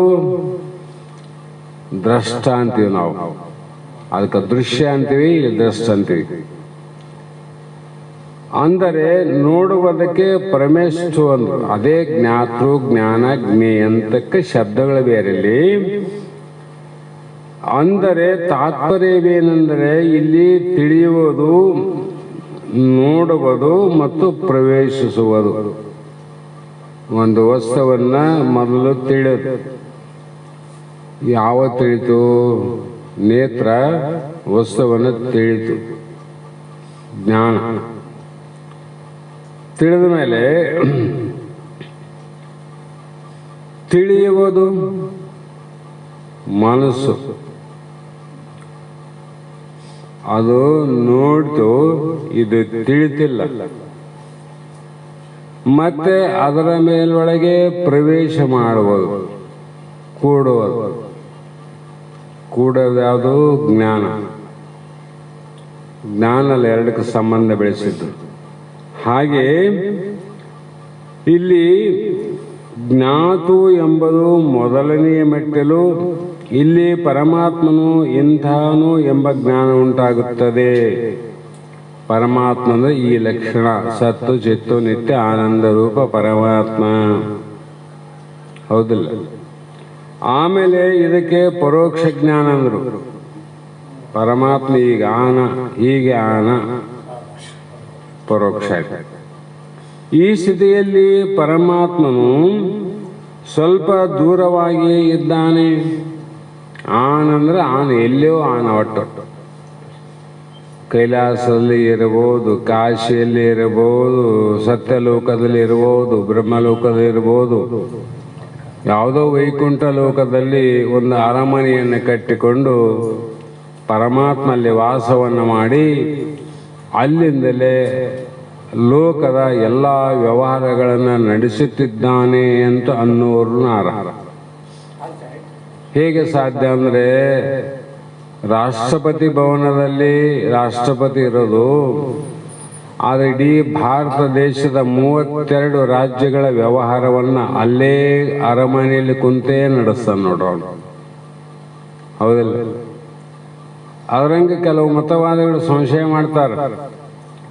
ಅದರಂತೆ ಪರಮಾತ್ಮನು ಆನರಿ ಇಲ್ಲಂತಲ್ಲ, ಆದರೆ ಕೈಲಾಸದಲ್ಲಿ ಅರಮನೆಯನ್ನು ಕಟ್ಟಿಕೊಂಡು ಅದರಲ್ಲಿ ವಾಸವನ್ನು ಮಾಡಿ ಜಗತ್ತಿನ ಎಲ್ಲ ಕಾರ್ಯಗಳನ್ನು ಕ್ರಿಯೆಗಳನ್ನು ನಡೆಸುತ್ತಿದ್ದಾನೆ ಒಡೆಯನಾಗಿ. ರಾಷ್ಟ್ರಪತಿ ಒಡೆಯಲ್ಲ ಅಂತ ಯಾಕೆ ಹೇಳಬಾರದು ಅಂದರೆ, ಇಲ್ಲಿ ಏನಾಯ್ತು ಅಂದರೆ ದೋಷ ಬಂತಂತ. ಅಂದರೆ ಎಲ್ಲೋ ಪರಮಾತ್ಮ ಆನಂದ್ರೆ ನನ್ನಲ್ಲಿಲ್ಲ ಅಂತ ಅರ್ಥ ಆಯ್ತಲ್ಲ. ರಾಷ್ಟ್ರಪತಿ ಆನಂದ್ರೆ ಶಕ್ತಿನದಾಗ ರಾಯಚೂರಾಗ ನೀನು ಆ ದೋಷ ಬರ್ತದ. ಶ್ರುತಿಗೆ ಏನಾಗ್ತದ? ತತ್ವಮಸಿ ಮಹಾವಾಕ್ಯಕ್ಕೆ ವಿರೋಧ ಆಗ್ತದ, ಅನುಭವಕ್ಕೆ ವಿರೋಧ ಆಗ್ತದ, ಶಾಸ್ತ್ರಗಳಿಗೆ ವಿರೋಧ ಆಗ್ತದ. ಹಾಗಾಗಿ ಇದಕ್ಕೆ ಏನನ್ನಬೇಕು ಅಂದ್ರೆ ದ್ವೈತ ಸ್ಥಿತಿ ಅನ್ನಬೇಕೇ ವಿನಃ ಅದ್ವೈತ ಸ್ಥಿತಿ ಅನ್ನಬಾರದು. ಈ ಮಟ್ಟಕ್ಕೆ ಹೋದಾಗ ನಿಂತಾಗ ದ್ವೈತ ಸ್ಥಿತಿನೇ ಭೇದನ ಆಯ್ತಲ್ಲ. ಹಾಗಾಗಿ ಇನ್ನು ಎರಡನೇ ಮೆಟ್ಟಲ್ಲಿ ಭಕ್ತನು ಭಗವಂತನು ಮುಖಾಮುಖಿಯಾಗಿ ನೋಡಬಹುದು. ಆದರೂ ಇಲ್ಲಿ ಸ್ವಲ್ಪ ಭೇದ ಉಳಿದುಕೊಂಡಿರುತ್ತದೆ. ಭಾಳ ದೂರಲ್ಲಪ್ಪ, ಸಮೀಪಾರ. ಯಾಕಂದ್ರೆ ತಪಸ್ಸನ್ನ ಮಾಡಿ ಹಿಂದೆ ಪರಮಾತ್ಮನ ಸಾಕ್ಷಾತ್ಕಾರವನ್ನು ಮಾಡಿಕೊಂಡು ಎದುರು ಬದುರು ನಿಂತು ಸಮೀಪದಲ್ಲೇ ನೋಡಿರಲ್ಲ. ಇದಕ್ಕೆ ಏನಂತಿದ್ದಿ? ಹಿಂಗಾದ್ರೂ ಒಪ್ಪಬಹುದೇನು? ವಿಚಾರ ನೋಡ್ರಿ ಹೆಂಗ ಹಚ್ಚಿದ್ರು ಮಹಾತ್ಮರು. ಈ ವಿಚಾರ ತಲೆಗೆ ಹೋದಂಗೆಲ್ಲ ತಲೆ ಭಾಳ ವಿಶಾಲ ಆಗ್ತದೆ. ಮತ್ತಿಗೆ ಮಂಗಲ ವಿವಾದಾವುದು ಇದೆ ನೋಡು ಉತ್ತಮರ ಸಂಘ. ಒಳಗೋಗಿ ಏನನ್ನ ಹಚ್ಚಿ ಶಾಂಪು ಹಾಕಿ ಸೋಪ್ ಹಾಕಿ ಏನನ್ನ ಹಾಕಿ ತಿಕ್ಕಿ ಸ್ವಚ್ಛ ಮಾಡಕ್ಕೆ ಬರ್ತಾನೆ ಬುದ್ಧಿ. ಇಂಥವ್ರ ಮಾತುಗಳಂದ್ರೆ ಬುದ್ಧಿ ಸ್ವಚ್ಛ ಆಗ್ತದ. ಅದಕ್ಕಾಗಿ ಅಲ್ಲಿ ಸ್ವಲ್ಪ ಭೇದ ಉಳಿದುಕೊಂಡಿದೆ. ಅಲ್ಲಿ ಬಹಳ ಭೇದ ಇತ್ತು ಕೈಲಾಸದಾಗ, ನೀನು ಈ ಲೋಕದಾಗ. ಅದು ಇಲ್ಲೇ ಆದರೆ ಸ್ವಲ್ಪ ಭೇದ ಉಂಟು.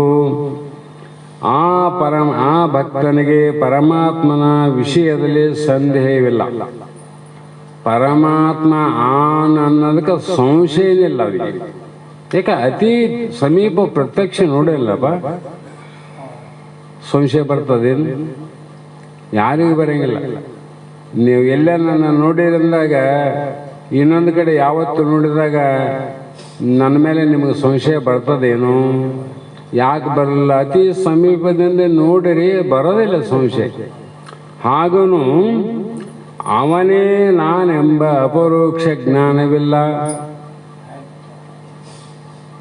ಅವನೇ ನಾನಂತ ಅಪರೋಕ್ಷ ಜ್ಞಾನ ಅದರಲ್ಲಿ ಇಲ್ಲ. ಆದುದರಿಂದ ಇದು ಸಹ ಪರೋಕ್ಷ ಜ್ಞಾನದೊಳಗೆ ಸೇರುತ್ತದೆ ವಿನ ದೃಢ ಅಪರೋಕ್ಷ ಪೂರ್ಣ ಸ್ಥಿತಿಯಲ್ಲ. ಪೂರ್ಣಮದಂ ಪೂರ್ಣಮಿದ ಪೂರ್ಣಾತ್ ಪೂರ್ಣಮದುಚ್ಯತೆ ಇದು ಅಲ್ಲ. ಹಾಗಾಗಿ ಈ ಮೂರು ಮೆಟ್ಟಿಲು, ಇವು ಮೂರು, ಅವನೇ ನಾನು ಅಂತ ಮೂರು, ಇದು ಜ್ಞಾತೃ ಜ್ಞಾನ ಜ್ಞೇಯ, ಇವು ಮೂರು ಮೆಟ್ಟಿಲನ್ನ ಮತ್ತೆ ಬಿಡಬೇಕು. ಇವು ಏರವೇ ಭಾಳ ಕಷ್ಟ ಅದ. ಏರಿದ ಮೇಲೆ ಮತ್ತೆ ಬಿಡ್ಬೇಕಂದ್ರೆ ಏನು ಮಾಡಬೇಕು? ಜಾರ್ತಾನ ಮನುಷ್ಯ. ಎಂತೆಂಥ ಬೆಟ್ಟಗಳವ, ಬೆಟ್ಟ ಹತ್ತಬೇಕಾದ್ರೆ ಎಷ್ಟೋ ಕಷ್ಟ ಅದ. ನೀನು ಬಹಳ ಕಷ್ಟಪಟ್ಟು ಆ ಮೆಟ್ಟಿಲನ್ನು ಹತ್ತಿ ನೀವು ಹೋಗಿದ್ದಿ, ತಕ್ಷಣ ಅವನು ಬಿಟ್ಟು ಬಾ ಅಂದ್ರೇನು ಜಾರಿ ಬಿಡಬೇಕು. ಅವನು ಇಳ್ಕಾಣ ಬರ್ತಾನೆ, ಜಾರಿ ಬಿಡ್ಬೇಕು. ಅದ್ರಂಗೆ ಇಲ್ಲಿ ಜಾರತನದ ಮೋಕ್ಷ ಆಗ್ತದೆ, ಜಾರಿ ಹೋಗ್ತದೆ ಮೋಕ್ಷ. ಯಾಕಂದ್ರೆ ಇದಕ್ಕೆ ಒಂದು ವಿಧವಾದ ವಿಶಿಷ್ಟ ಅದ್ವೈತ ಸ್ಥಿತಿಯೆಂದೇ ಹೇಳಬಹುದು. ಇದು ವಿಶಿಷ್ಟ ಅದ್ವೈತ. ಇಲ್ಲಿ ಅಭ್ಯಾಸ ಮಾಡುವಂತ ಜಿಜ್ಞಾಸು ಕ್ರಮವಾಗಿ ಪರಮಾತ್ಮನಲ್ಲಿ ಏಕವಾಗುತ್ತಾನೆ. ಇದು ಪ್ರವೇಶಿಸ್ತು ಅಂದ್ ನೋಡ್ರಿ.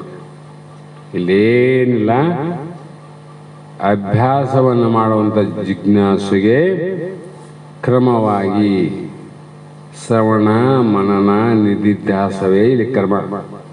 ಅಲ್ಲಿ ಏಕನಾಗುತ್ತಾನೆ. ಇದು ಮೂರನೇ ಮೆಟ್ಟಿಲು. ಇದೇ ಕೊನೆಯ ಸ್ಥಿತಿ. ಒಪ್ಪು ಹರಳು ಸಮುದ್ರದಲ್ಲಿ ಸೇರಿ ಸಮುದ್ರವೇ ಆದಂತೆ. ಉಪ್ಪಿನ ಹರಳು ಸಮುದ್ರದಲ್ಲಿ ಸೇರಿದಾಗ ಏನಾಗ್ತದ? ಸಮುದ್ರವೇ ಆಗ್ತದ. ಅದರಂತೆ ಮಳೆಯ ಹನಿಗಳು ನದಿ ಜಲದಲ್ಲಿ ಏಕವಾದಂತೆ, ಅಷ್ಟಲ್ಲದೆ ನೀರು ಹಾಲಿನಲ್ಲಿ ಸೇರಿ ಹಾಲು ಹಾಲಾದಂತೆ ಭಕ್ತನು ಸಹ ಪರಮಾತ್ಮನಲ್ಲಿ ಸೇರಿ ಏಕನಾಗುತ್ತಾನೆ. ಅಲ್ಲಿ ಭೇದ ಅದೇನು? ಇದು ನೋಡು ಪ್ರವೇಶ. ಭೇದದಿಂದ ಪ್ರವೇಶ ಆಗೋದಲ್ಲ, ಅಭೇದದಿಂದ ಪ್ರವೇಶ ಆಗೋದು. ನೀರಿಗೂ ಹಾಲಿಗೂ ಭೇದ ಆದಿಲ್ರಿ, ಭೇದ. ಮತ್ತೆ ಆ ಹಾಲು ಹಾಲಿನಲ್ಲಿ ಸೇರಿದಾಗ ಭೇದ ಅದೇನು? ಹಾಲು ಹಾಲಿನಲ್ಲಿ ಸೇರಿದೆ ಅಂದ್ರು, ಹಾಲು ನೀರಿನಲ್ಲಿ ಸೇರಿದೆ ಅಂತ ಅಂದಿಲ್ಲ ನೋಡ್ರ ಅವರು. ಅದನ್ನು ನೀರು ಹಾಲಿನಲ್ಲಿ ಕುಡಿಸಿದಾಗ ಹಾಲಿನಂಗೆ ಆಗ್ತದೆ, ಆದ್ರೆ ಒಳಗೆ ಭೇದ ಅದ. ನೀರಿನ ಅಂಶನೇ ಬೇರೆ ಅದ, ಹಾಲಿನ ಅಂಶನೇ ಬೇರೆ ಅದ. ಇದು ಕ್ಷೀರ ಪಕ್ಷಿಗೆ ಗೊತ್ತಾಗ್ತದೆ. ಹಾಲು ಹಾಲಿನಲ್ಲಿ ಸೇರಿದಂತೆ ಅದರಂತೆ ಜೀವ ಶಿವರೆಂಬ ಎರಡು ವಸ್ತುಗಳು ಇಲ್ಲಿಲ್ಲವೇ ಇಲ್ಲ. ಯಾಕೆ ಗುದ್ದಾಡ್ತೀರಿ? ಜೀವ ಪರಮಾತ್ಮನ ದ್ವೈತದ ಎರಡು ವಸ್ತುಗಳು ಆವೇನು ಜಗತ್ತಿನಲ್ಲಿ? ಇಲ್ಲವೇ ಇಲ್ಲ. ಅಂದ ಮೇಲೆ ಶಿವನು ಒಬ್ಬನೇ ಆನಂತ ಅರ್ಥ ಆಯ್ತಲ್ಲ. ಇದು ಮೊದಲನೆಯ ಎರಡು ಏನು ಸಾಧನೆಗಳ ಸ್ಥಿತಿ, ಅವುಗಳಿಂದ ಇದು ಮಿಗಿಲಾದದ್ದು, ಶ್ರೇಷ್ಠವಾದದ್ದು. ಇದು ಯಾವ ಸ್ಥಿತಿ ಅಂದರೆ ಪೂರ್ಣವಾದ ಅದ್ವೈತ ಸ್ಥಿತಿ. ಇದಕ್ಕೆ ಸ್ಥಿತಪ್ರಜ್ಞನ ಸ್ಥಿತಿ ಅಂತ. ಸ್ಥಿತಪ್ರಜ್ಞೆ ಅಂದ್ರೆ ಯಾವಾಗಲೂ ಅಸ್ತಿತ್ವದಿಂದ ಕೂಡಿದ್ದೇನಾದ. ಈ ಆತ್ಮನನ್ನ ಬಿಟ್ರೆ ಉಳಿದ ಎಲ್ಲಕ್ಕೂ ಕೂಡ ಅಸ್ತಿತ್ವ, ಅವಕ್ಕೆ ಸ್ಥಿತಿ ಇಲ್ಲ, ಜಾಗ ಇಲ್ಲ ಇರಲಿಕ್ಕೆ. ಅವು ಯಾವುವು ಅಂದರೆ 6 ವಿಕಾರದಿಂದ ಕೂಡಿದ ಈ ಶರೀರದ ಇದು ಅಸ್ಥಿತಿ, ಬದಲಾವಣೆ ಆಗ್ತಾವ. ಇವುಗಳನ್ನ ಬಿಟ್ಟು ಅದಕ್ಕೆ ಆಧಾರವಾದದ್ದು ನಮ್ಮ ನಿಮ್ಮಲ್ಲಿ ಏನಾದ ಅದು ನೋಡಿದ್ರೆ ನಾವೆಲ್ಲರೂ ಒಂದೀಗ. ನಾವೆಲ್ಲರೂ ಒಂದಿಲ್ಲಿ, ಯಾರೇ ಇರಲಿ, ಅವರ ಕುಲ ಯಾವುದಿರಲಿ, ಜಾತಿ ಯಾವುದಿರಲಿ, ನಾಮ ಯಾವುದಿರಲಿ, ರೂಪ ಯಾವುದಿರಲಿ, ಬಡತರ ಇರಲಿ, ಶ್ರೀಮಂತರಲ್ಲಿ, ಗುರು ಇರಲಿ, ಶಿಷ್ಯ ಇರಲಿ, ಯಾರೇ ಇರಲಿ, ಅದೊಂದು ನೋಡಿದ್ರೆ ಎಲ್ಲರೂ ಒಂದೇ. ಅದು ಒಂದನ್ನ ಬಿಟ್ಟು ನೋಡಿದ್ರೆ ಹಲವು ಕಾಣ್ತಾವ. ನಮಗೆ ಹಲವು ಭೇದ, ಒಂದಲ್ಲ. ಜೀವರಿಗೆ ಭೇದ, ಶಿವಜೀವರಿಗೆ ಭೇದ, ಜೀವ ಜಗತ್ತಿಗೆ ಭೇದ, ಜಗಶಿವತ್ತಿಗೆ ಭೇದ, ಎಷ್ಟು ಭೇದ ಅವ್ರಿವು. ಹಾಗಾಗಿ ಇಲ್ಲಿ ಪ್ರತಿಯೊಬ್ಬನ ಜಿಜ್ಞಾಸು ಮೊದಲಿನ 2 ಅಂತಸ್ತುಗಳ ಅನುಭವನ ಹೊಂದಿ ಅದರಿಂದ ಮಂದಾಧಿಕಾರಿಗಳನ್ನ ಕುರಿತು ಜೀವನು ಸ್ವರೂಪತ ಶಿವನಾಗಿದ್ದರೂ ತನ್ನ ನಿಜ ಸ್ವರೂಪವನ್ನು ತಿಳಿಯದೆ ಅಜ್ಞಾನದಿಂದ ಶಿವನಿಗಿಂತ ಬೇರೆ ಎಂದು ತಿಳಿದಿರುತ್ತಾನೆ. ಯಾಕಂದ್ರೆ ಮಂದ ಅಧಿಕಾರಿ, ಮಂದಮತಿ. ಮತ್ತೆ ಸ್ವರೂಪವನ್ನು ವಿಚಾರಿಸಿದ ನಂತರ, ಯಾವಾಗ ಸ್ವರೂಪ ವಿಚಾರ ಎಲ್ಲಿ ಮಾಡಬೇಕು? ಗುರುವಿನಲ್ಲಿ ಹೋಗಲ್ಲ. ಚೇತನ ದೃಷ್ಟಿಯಿಂದ ಶಿವೋಂ ಎಂಬ ವೃತ್ತಿ ಉಂಟಾಗುತ್ತದೆ. ಈ ರೀತಿ ಬ್ರಹ್ಮಾಕಾರ ವೃತ್ತಿಗೆ ಜೀವನು ಶಿವನಲ್ಲಿ ಏಕನಾಗುತ್ತಾನೆ. ಅದು ಶಿವೋಂ ಭಾವ ಬರ್ಬೇಕಲ್ಲ, ಶಿವನೇ ನಾನು. ಅದು ಮುಂದೆ ಶೈವ ಸಿದ್ಧಾಂತದಲ್ಲಿ ಲಿಂಗಾಂಗ ಸಾಮರಸ್ಯವೆನ್ನುತ್ತಾರೆ. ಕೆಲವರು ಮತವಾದಿಗಳು ಹೇಳ್ಯಾರ, ಅವರು ಅನುಭವ ಮಾಡಿ ಹೇಳ್ಯಾರ ಪಾಪ. ಆದರೆ ತಮ್ಮ ಅನುಭವ ಎಲ್ಲಿಗಾಗದ ಅಲ್ಲಿಗೆ ನಿಂತರ ಸ್ಪಷ್ಟಪಡಿಸ್ಯಾರ. ಅದರಲ್ಲಿ ಏನಾದರೂ ದೋಷ ಇದ್ದದ್ದನ್ನ ತಿದ್ದಿ ಇದ್ದಕ್ಕೆ ಇದ್ದಂಥ ಸ್ವಾನುಭಾವನ ಕೊಟ್ಟವ್ರೇನಾದರೂ ಇಲ್ಲ, ಇನ್ನು ಮುಂದೆ ಸ್ವಲ್ಪ ಹೋಗ್ಬೇಕಂದ್ರು. ಈ ನಮ್ಮ ಮಂದಿ ಏನಾಗ್ಯದಂದ್ರೆ ಅವ್ರು ಹೇಳೋರು ಹೇಳ್ಯಾರ, ಕೇಳೋರಲ್ಲಿ ಗುತ್ತಿಗಿಡ್ಬಿಟ್ಟವು. ಇವನು ನಮ್ಮ ಬಸವಣ್ಣ, ಈತ ನಮ್ಮ ಸರ್ವಜ್ಞ, ಈತ ನಮ್ಮ ಗುರು, ಈತ ನಮ್ಮ ಕುಲದವ, ನಮ್ಮ ಜಾತಿಯವ. ನಿಮಗೆ ಬೇಕಾ? ಅವರು ಅನೇಕದಲ್ಲಿ ಏಕತ್ವವನ್ನು ಸಾರರಿ ಅಂತ ನಿಮ್ಮನ್ನು ಶರಣರು ಅಂತ ಜಗತ್ತು ನಿಮಗೆ ಮನ್ನಣೆ ಕೊಡ್ತದ, ಗೌರವ ಕೊಡ್ತದ. ಎಂಥ ಗೌರವವನ್ನು ಕಳ್ಕೊಂಡು ಇಲ್ಲದ ಶಿವನಿಗೆ ಜಾತಿ ಕುಲ ಗೋತ್ರವನ್ನು ಪೋಣಿಸಿ ಜಾತಿಯನ್ನೇ ಸೃಷ್ಟಿ ಮಾಡಿಕೊಂಡು ವಿಧಾನಸೌಧದವರೆಗೆ ಸ್ವಾಮಿಗಳು ಹೋಗ್ತಾರಂದ್ರೆ ಯಾವ ಮಟ್ಟದ ಸ್ವಾಮಿಗಳಿರ್ಬೋದು ನೀವೇ ವಿಚಾರ ಮಾಡ್ರಿ. ನಮ್ಮ ಸಮಾಜಕ್ಕೆ ನಮ್ಮ ಇದಕ್ಕೆ ಇಷ್ಟು ಕೊಡ್ರಿ, ನಿಮ್ಮ ಇದಕ್ಕೆ ಇಷ್ಟು ಕೊಡ್ರಿ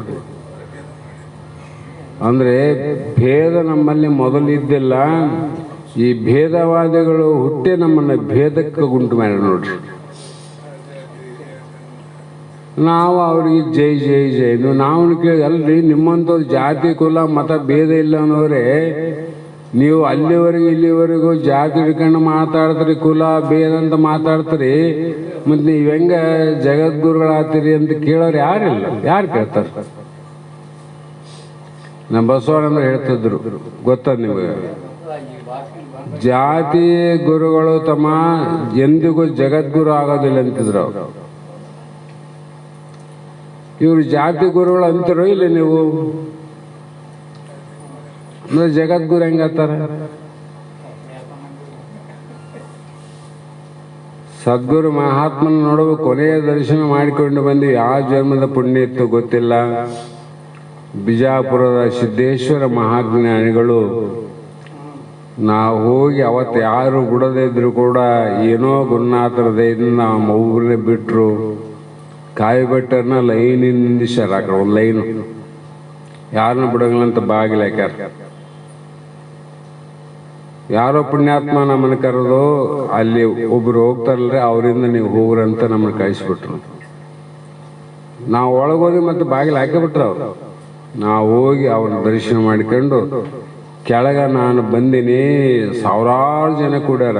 ಮರು ದಿವಸ ಅವತ್ತೇ ಪ್ರಾಣ ಬಿಡೋರು. ಮತ್ತೆ ಅವತ್ತೇ ಪ್ರತಿನಿತ್ಯ ಮ್ಯಾಲಿಂದ ದರ್ಶನ ಕೊಡಿಸ್ತಿದ್ರು. ವೀಲ್ ಚೇರ್ನ ಕರ್ಕೊಂಬಂದು ಮುಖ ತೋರಿಸಿ ಕೆಳಗಿದ್ದವರು ಅಲ್ಲೇ ಕೈ ಮುಗಿದು ಹೋಗ್ತಿದ್ರು. ಅವತ್ತ ಇಲ್ಲ, ಸ್ವಾಮಿಗಳನ್ನ ಕರೆಯೋಕ್ಕಾಗೋದಿಲ್ಲ, ಇವತ್ತು ವೈದ್ಯರು ಸಲಹೆ ಮೇರೆಗೆ ಯಾರಿಗೂ ದರ್ಶನ ಇಲ್ಲ ಅಂತ ಅಲೌನ್ಸ್ ಮಾಡಿದ್ರು ಮೈಕಿನಾಗ. ನಾವು ನಿನ್ನೆ ಮನೇನ ಹೋಗ್ಲಲ್ಲಪ್ಪ, ಎಂಥ ಪಾಪಿಗಳು ನಾವು ಬಂದು ಇವತ್ತೆಂಥ ಪ್ರಸಂಗ ಬಂತಲ್ಲ ಅಂತ ಅನ್ಕೊಳ್ಳೋದಕ್ಕೆ ಪಾಪ ಇಷ್ಟೆಲ್ಲ ವ್ಯವಸ್ಥೆ ಆಯಿತು. ಹೋಗಿ ಕೆಳಗೆ ಬಂದಿನಿ. 100 ಮಂದಿ ನಾವು ಸುತ್ತ ಓಡಿ ಬರಕತ್ತಾರ. ಯಾಕಂದ್ರೆ ಒಳಗೆ ಮೇಲೆ ಏನು ನಡೆದಂತ ಯಾರಿಗೆ ಗೊತ್ತಿಲ್ಲ ಕೆಳಗಿನವ್ರಿಗೆ. ಅವರು ಪಾಪ ಬಹಳ ಇದರಿಂದ ಅಲ್ರ ಅಪ್ಪವ್ರು ನೋಡಿ ಬಂದ್ವಿ ಹೆಂಗಾರ್ರಿ ಆರಾಮಾರಿ. ಅಪ್ಪವ್ರಿಗೆ ಏನಿಲ್ಲ, ಸದ್ಯ ಆರಾಮಾರ ನೋಡ್ರಿ ಅಂತ ಹೇಳಿದಾಗ ಪುಣ್ಯಾತ್ಮಗೆ ಭಾಳ ಆನಂದ ಆಯ್ತು ರೀ ನಮ್ಗೆ. ನೀವು ಹೋಗಿ ಬಂದ್ಮೇಲೆ ನಾವು ನೋಡಿದಾಗ ಆಯ್ತು ನೋಡಂತ ಎಷ್ಟೋ ಮಂದಿ ಸಂತೋಷಪಟ್ರು. ಅದೆಲ್ಲ ಮುಗಿಸಿ ನಾವು ಬಜಾರ್ ದಾಟಿ ಇನ್ನ ನಮ್ಮ ಕಾರುಗಳು ಜೀಪ್ಗಳು ಎಲ್ಲೆಲ್ಲಿ ನಿಂತಿದ್ದವು. ಲೈನಿಗೆ ಬರ್ಬೇಕಾದ್ರೆ ಎಲ್ಲ ಕಡೆ ಪೊಲೀಸರು ಅಟ್ಯಾಕ್ ಮಾಡಿಬಿಟ್ರು. ರೋಡೆಲ್ಲ ಕ್ಲೋಸ್ ಮಾಡಿಬಿಟ್ರು. ಇನ್ನು ಬಿಜಾಪುರ ಬಿಟ್ಟಿಲ್ಲ. ಅಷ್ಟೊತ್ತಿಗೆ ವ್ಯತ್ಯಾಸ ಹೊರಟು. ನಾನು ಅವ್ರ ಹೆಸರು ಯಾಕೆ ಪ್ರಸ್ತಾಪ ಮಾಡಿದಂದ್ರೆ, ಆ ಪುಣ್ಯಾತ್ಮ ಎಂದಿಗೂ ತಮ್ಮ ಜೀವನದಲ್ಲಿ ಒಂದು ಜಾತಿಯ ಪರವಾಗಿ, ಒಂದು ಕುಲದ ಪರವಾಗಿ, ಮತ್ತೆ ಶ್ರೀಮಂತರ ಪರವಾಗಿ ಆಗಲಿ ಬಡವರ ಪರವಾಗಲಿ, ನನ್ನವರು ತನ್ನವರು ಅನ್ನುವ ಯಾವುದೇ ದ್ವೈತ ಪರವಾಗಿ ಮಾತನಾಡದೆ ಪ್ರೇಮ ಪರವಾದ ಮಾತು, ಐಕ್ಯತೆಯ ಮಾತುಗಳನ್ನೇ ಹೇಳಿದರೆ ವಿನ ಭೇದದ ಕುಲ ಜಾತಿಯ ಮಾತುಗಳನ್ನು ಎಂದೂ ಮಾತಾಡಲಿಲ್ಲ. ಆದ್ರೆ ಬಟ್ಟೆಗಿನಿತ್ತು ಬಿಳಿದಿತ್ತು. ಮತ್ತೆ ಜಗದ್ಗುರು ಅವರೆಂತಿರೋ ಭೇದ ಮಾಡೋರಂತಿರೋ ಇಷ್ಟೆಲ್ಲ ವಿಚಾರಗಳಾವ. ಹಾಗಾಗಿ ಇಲ್ಲಿ ಮುಂದೆ ಉತ್ತಮ ಲೋಕ ಪ್ರಾಪ್ತಿಯಾಗಬಹುದು, ಮೋಕ್ಷವಾಗಲಾರದು. ಮೋಕ್ಷ ಆಗಬೇಕಿದ್ದರೆ ಸಾಧನ ಮಾರ್ಗದಲ್ಲಿ ಬರುವ ವಿಘ್ನಗಳನ್ನು ಎದುರಿಸಿ ಲಿಂಗಾಂಗ ಸಾಮರಸ್ಯ ಅಂತ ಸಿದ್ಧಾಂತ ಶಿಖಮಣೆ ಹೇಳ್ತದ. ಆದರೆ ಅಲ್ಲಿ ಕಂಟಕಗಳು ಬಹಳ. ಸಾಮಾನ್ಯ ಅಲ್ಲ ಲಿಂಗಾಂಗ ಸಾಮರಸ್ಯ. ಅದು ಏಕಾಂಗಿಯಾಗಿ ಏಕಾಂತ ಸ್ಥಳದಲ್ಲಿ ಏಕಾಗ್ರತೆಯಾಗಿ ಆ ಒಂದು ಕಾರ್ಯ ಸಾಧನೆಗಳನ್ನು ಎಷ್ಟೋ ದಿನ ಆದ ಮೇಲೆ ಯಾರಿಗೋ ಒಬ್ಬರಿಗೆ ಆಗೋದು ಲಿಂಗ ಸಾಮರಸ್ಯ. ನಿಜಗೊಂಡ್ರೆ ಹೇಳಿದಂಥ ಮೋಕ್ಷ ಆಗೋದಿಲ್ಲ. ಯಾಕಂದ್ರೆ ಶ್ರೀಗುರು ವಚನೋಪದೇಶವನ್ನು ಆಲಿಸಿದಾಗ ಅವನು ನರರಿಗೆ ಮುಕ್ತಿ ಅಂದ್ರು ಅವರು. ಮತ್ತೆ ಇದು ಎಲ್ಲರಿಗೆ ಕೆಲವು ಅಲ್ಲಿ ಬ್ರಾಹ್ಮಣ, ಕ್ಷತ್ರಿಯ, ಶೂದ್ರ, ವೈಶ್ಯ ಅಂತ 4. ಮತ್ತೆ ಇಲ್ಲಿ ಗೃಹಸ್ಥ, ವಾನಪ್ರಸ್ಥ, ಬ್ರಹ್ಮಚಾರಿ, ಮೊದಲು ಬ್ರಹ್ಮಚಾರಿ, ಆಮೇಲೆ ಗೃಹಸ್ಥ, ವಾನಪ್ರಸ್ಥ, ಆಮೇಲೆ ಸನ್ಯಾಸಿ. ಇವು ಕೂಡ ಭಾಳ ಮಜಾವ. ಇಲ್ಲಿ ಕೂಡ ದ್ವೈತ ಎಲ್ಲದ ಅಲ್ಲಿ ಭಯ ಅದ. ಭಯ ನೋಡ್ರಿ. ಬ್ರಹ್ಮಚಾರಿ ಆಗಿದ್ದಾಗ ಅವನು ನಿರ್ಭಯದಿಂದಿದ್ದ. ಹೌದು.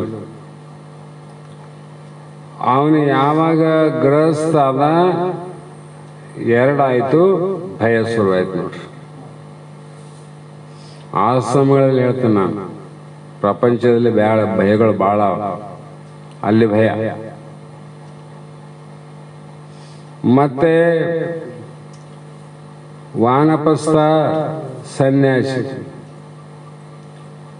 ಬ್ರಹ್ಮಚಾರಿಯಲ್ಲಿದ್ದಂಥ ನಿರ್ಭಯತೆ ಗೃಹಸ್ಥಾಶ್ರಮದಲ್ಲಿಲ್ಲ. ಭಯ ನಮಗಾದಿಲ್ಲ. ಭಯ ಈಗ ನಮ್ಮ ಅನುಭವ ಹೇಳಕತ್ತಾರ. ಅವ್ರು ಬೇಕಾದ್ರೆ ಒಪ್ಬೋದು, ಸಾಕಾದ್ರೆ ಕಿತ್ತೆ ಹಾಕ್ಬೋದು, ಅದಕ್ಕೆ ಸಂಬಂಧ ಇಲ್ಲ. ಅನುಭವನ ಯಾರು ಕಿತ್ತಂಗಿಲ್ಲಲ್ಲ. ವಾನಪ್ರಸ್ಥ ಅಲ್ಲಿನೇನದ, ಅಲ್ಲಿಯೂ ಭಯ ಅದ. ಏನು ಭಯ ಅದ ಅಲ್ಲಿ? ನನ್ನವರು ನನಗಾಗಿ ಯಾರು ಇಲ್ಲುವುದು ಇಲ್ಲ ಅನ್ನುವುದು ಒಂದು ಭಯ. ಅಲ್ಲಿ ಇರುವಂತ ಪ್ರಾಣಿ ಕ್ರೂರ ಮೃಗಗಳ ಭಯ, ಅಲ್ಲಿ ಭಯ ಆದಿಲ್ಲ. ಅಂದ್ರೆ ನೀವು ಮೊದಲು ಬ್ರಹ್ಮಚಾರಿದ್ದಾಗಿದ್ದಿಲ್ಲ, ಇವು ನಡುವ ಒಂದೊಂದು ಹೋದಂಗೆಲ್ಲ ಭಯ ಆಯ್ತಲ್ಲ. ಮತ್ತೆ ಕೊನೆಗೆ ಏನಿಟ್ರು? ಸನ್ಯಾಸಿ. ಅಲ್ಲಿ ಏನದ? ಅಲ್ಲಿ ನಿರ್ಭಯ ಅದ. ಬ್ರಹ್ಮಚಾರಿ ಅವಸ್ಥೆಯಲ್ಲಿ ಏನು ನಿರ್ಭಯ ಅದ, ಸನ್ಯಾಸಿ ಅದಲ್ಲಿ ನಿರ್ಭಯ ಅದ. ಯಾಕಂದ್ರೆ ಇಲ್ಲಿ ಒಬ್ಬನೇ ಇದ್ದೆ, ಅಲ್ಲಿ ಒಬ್ಬನೇ ಇದ್ದೆ. ಸನ್ಯಾಸ ಎಲ್ಲವೂ ನಾಶ ಮಾಡ್ಯವನಿಗೆ. ಅಲ್ಲಿ ಒಂದು ಭಯ ಇಲ್ಲ, ಇಲ್ಲಿ ಒಂದು ಭಯ ಇಲ್ಲ, ಮಧ್ಯದಲ್ಲಿ ಒದ್ದಾಡ್ದಲ್ಲ, ಭಯ ತಪ್ಪಿದ್ದಲ್ಲ. ಹೀಗೆ ವಿಚಾರ ಮಾಡ್ತಾ ಮಾಡ್ತಾ ಹೋದ್ರೆ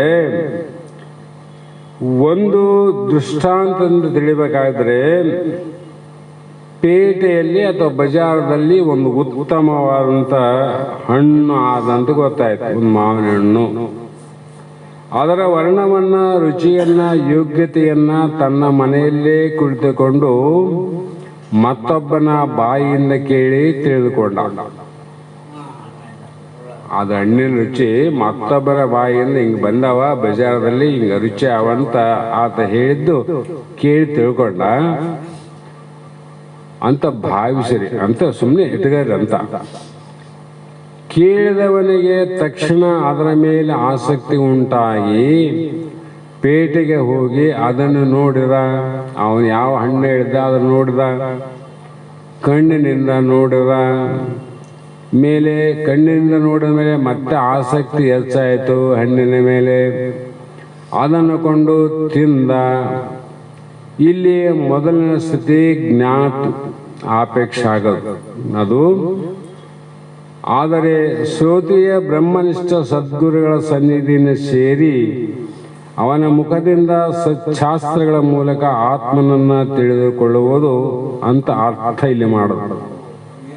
ಅಲ್ಲಿ ಹಿಂಗಾದ, ಇಲ್ಲಿ ಯಾಕೆ ಅಷ್ಟು ಮಂದಿ ಹಂಗೆ ಬಂದಿರಿ, ಅಲ್ಲಿ ಹಣ್ಣು ಭಾಳ ಚಲೋ ರೀ ಅಂದಾಗ ಎಷ್ಟೋ ಜಿಜ್ಞಾಸುಗಳು ಎಲ್ಲೆಲ್ಲಿ ಇದ್ದವರು ಬಸವಾನಂದರ ಬಳಗದಲ್ಲಿ ಬಂದು ಹೆಂಗಪ್ಪ ಇಲ್ರಿ ಭಾಳ ಹೇಳ್ತಾರ, ಭಾಳ ಕೇಳ್ತಾರ, ಅದಕ್ಕೆ ನಮಗೆ ಆಸಕ್ತಿ, ಅವ್ರು ಹೇಳಿದ್ದನ್ನು ಕೇಳಿ ಆಸಕ್ತಿ ಉಂಟಾಯಿತು ಅಂತ ಎಷ್ಟೋ ಮಂದಿ ಬಂದು ಇಲ್ಲಿ ಶರಣಾಗತರಾಗಿಲ್ಲ. ಇದು ಲಕ್ಷ್ಯಾರ್ಥ. ಹಾಗಾಗಿ ಅದರಂತೆ ಎರಡನೆಯ ಸ್ಥಿತಿಯು ದೃಷ್ಟಂ ಎನ್ನುವುದಕ್ಕೆ ಸರಿ ಹೋಗುತ್ತದೆ. ಅಂದ್ರೆ ಬ್ರಹ್ಮ ಅಭ್ಯಾಸದಿಂದ ಸಗುಣ ಪರಮಾತ್ಮನನ್ನ ಪ್ರತ್ಯಕ್ಷವಾಗಿ ನೋಡುವುದು ಎಂದರ್ಥ. ಕಣ್ಣಿಂದ ನೋಡಿದ್ನಲ್ಲ, ಮತ್ತಿಷ್ಟು ಆಸಕ್ತಿ ಆಯ್ತಲ್ಲ, ಆತ ಹೇಳಿದ್ದು ಇದೆಯಪ್ಪ ಅಂದ್ ಮತ್ತಿಷ್ಟು ಜಾಸ್ತಿ ಆಯ್ತು. ಹಿಂಗಲ್ಲಿ ಹೇಳಿದಾಗ ಬರೋದಾಯ್ತು, ಮತ್ತು ಇವು ಹೇಳೋದ್ರಿಂದ ಆಸಕ್ತಿ ಜಾಸ್ತಿ ಆಯ್ತು. ಅಂದ್ರೆ ಪ್ರತ್ಯಕ್ಷವಾಗಿ ನೋಡುವುದು, ಅಭ್ಯಾಸ ಮಾಡಿ ಸಗುಣ ಬ್ರಹ್ಮನೇ ಈತಂತ ತಿಳ್ಕೊಳ್ಳೋದು ಇನ್ನೂ ಆಸಕ್ತಿ ನೋಡ್ರಿ, ಇನ್ನೂ ಹೆಚ್ಚಿನ ಆನಂದ. ಆದ್ರೆ ಇನ್ನು ತಿಂದಿಲ್ಲ. ಅಂದರೆ ಮುಂದೆ ತತ್ವಮಸಿ ಮಹಾವಾಕ್ಯವನ್ನು ಶ್ರವಣ ಮಾಡಿ ಅಹಂ ಬ್ರಹ್ಮ ಅಸ್ಮಿ ಎಂಬ ಸ್ಥಿತಿಯನ್ನು ಉಂಟು ಮಾಡಿಕೊಳ್ಳುವಿಕೆ ಇದೇ ಕೊನೆಯ ಹಣ್ಣಿನ ರುಚಿ ಸವಿದಂತೆ ಬ್ರಹ್ಮಾನಂದದ ರುಚಿಯನ್ನ ಅಮೃತವನ್ನು ಕುಡಿದಂತೆ ಅವಾಗದಂತ. ಹೀಗೆ ಅನಂತ ರೀತಿ ಕೇಳಿದ ಮೇಲೆ ಅದನ್ನು ಸಾಧಕನು ಅಭೇದ ದೃಷ್ಟಿಯಿಂದ ಭೇದ ಬಾಧಕ ಯುಕ್ತಿಗಳಿಂದ ಮನನ ಶ್ರವಣ 3 ತರಗತಿಯನ್ನ ಪಡೆದುಕೊಂಡವನಿಗೆ ದುಃಖಗಳ ಅತ್ಯಂತ ನಿವೃತ್ತಿ ಆಗುತ್ತದೆ. ಅವಾಗ ಅವ್ರಿಗೆ ಆಗ್ತದೆ. ಹಾಗೆ ಅತ್ಯಂತ ದುಃಖ ಯಾವಾಗ ಆಯ್ತಿಲ್ಲ, ಕುರುಡನಿಗೆ ಕಂಡು ಬಂದಂಗಂತ. ಕಂಡು ಬಂದಾಗ ಏನು, ಕಾವಲು ಇಲ್ಲಿವರೆಗಿದ್ದ ಕತ್ತಲು ಐತಲ್ಲ, ಹಾಗೆಯೇ ಯಾಜ್ಞವಲ್ಯರು ಕೂಡ ಆತ್ಮಾವರೇ ದೃಷ್ಟವೋ ಶ್ರೋತವ್ಯೋ ಮಂತವ್ಯೋ ನಿಧಿಧ್ಯಾಸತವ್ಯ ಅಂದರೆ ಉಪನಿಷತ್ತು ವಾಕ್ಯಗಳು ಶ್ರೋತವ್ಯ ಅಂದರೆ ಕೇಳೋದು, ಮಂತವ್ಯ ಅಂದರೆ ಮನನ ಮಾಡಬಹುದು, ನಿಧ್ಯಾಸತವ್ಯ ಈ 3 ಮೆಟ್ಟಿಲುಗಳು. ಇವಾಗೇನಾಗ್ತದ, ನೀನು ಯಾವೊಬ್ಬ ವ್ಯಕ್ತಿ ಹಣ್ಣನ್ನು ನೋಡಿ ಆ ರುಚಿಯನ್ನು ವರ್ಣನೆ ಮಾಡಿದಾಗ ಅದ್ರಲ್ಲಿ ಆಸಕ್ತಿ ಉಂಟಾಗಿ ಕೊನೆಗೆ ಅವನು ಹೇಳಿದ ರುಚಿಯನ್ನೇ ನೀನು ಪಡ್ಕೊಂಡಿಲ್ಲ, ಅವನಿಗೆ ಬೇರೆ ಆದಲ್ಲ, ನಿನಗೆ ಬೇರೆ. ಹೌದಪ್ಪ ನೀ ಹೇಳ ಸತ್ಯ ಅದ. ಅದಂತೆ ಹೇಳುವ ಸದ್ಗುರು ಮಹಾವಾಕ್ಯಗಳನ್ನು ಕೇಳಿದಾಗ ಅವರಿಗೆ ಆದ ಆನಂದ ಯಾವುದು? ಪರಮಾನಂದ. ಹೀಗೆ ಉಪನಿಷತ್ ವಾಕ್ಯದ ಸಾರವೇ ಈ ಗ್ರಂಥದಲ್ಲಿ ಹೇಳಲ್ಪಟ್ಟಿದೆ ಅನ್ನುವ ಮಾತನ್ನು ಹೇಳಿದರು. ಇಲ್ಲಿಗೆ ಸಮಯ ಅವಕಾಶ ಮುಗಿದ ಕಾರಣ ಇಂದಿನ ಶಾಸ್ತ್ರದ ಪುಷ್ಪಗಳನ್ನು ಗುರುಪಾದಕ ಸಮರ್ಪಿಸಿ ನಾವು ನೀವು ಧನ್ಯರಾಗೋಣ ಅನ್ನೋ ಮಾತನ್ನು ಹೇಳ್ತಾ, ಅದಕ್ಕಿಂತ ಮುಂಚಿತವಾಗಿ ಒಂದು ಪದ್ಯಾಡದಲ್ಲಿ ಯಾವುದು ಅದೊಂದು ಪದ್ಯಾಡಿ ಮಂಗಳಾಡ.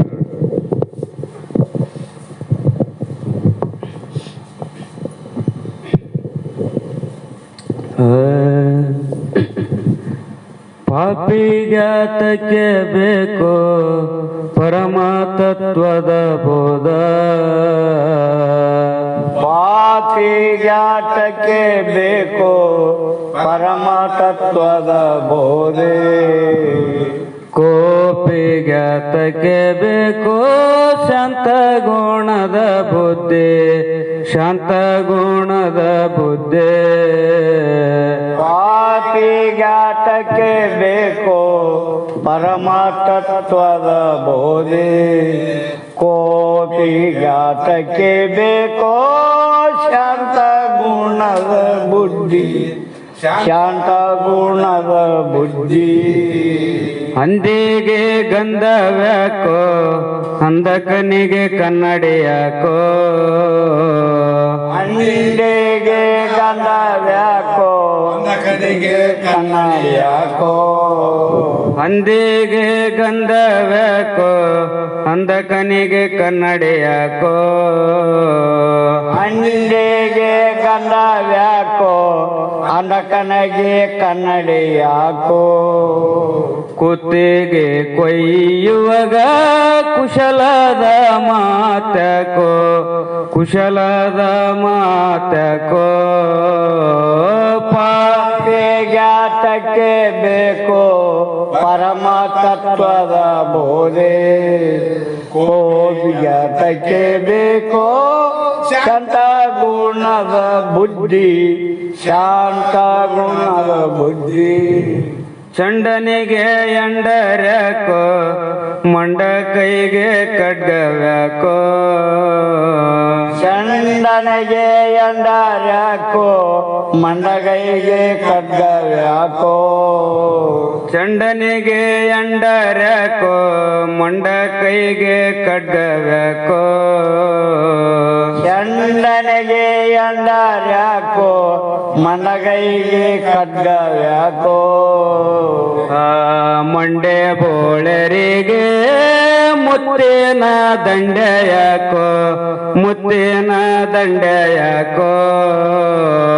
ಪಾಪಿಗ್ಯಾತಕ್ಕೆ ಬೇಕೋ ಪರಮ ತತ್ವದ ಬೋಧೆ, ಕೋಪಿಗ್ಯಾತಕ್ಕೆ ಬೇಕೋ ಶಾಂತ ಗುಣದ ಬುದ್ಧಿ ಶಾಂತ ಗುಣದ ಬುದ್ಧಿ ಕಂಡು ಕಂಡಿಲ್ಲದವಾಗ ಯೋಗಿತನವೋ ಯಾಕೋ ಕಂಡ ಕಂಡಿಲ್ಲದವಾಗ ಯೋಗಿತನವ ಯಾಕೋ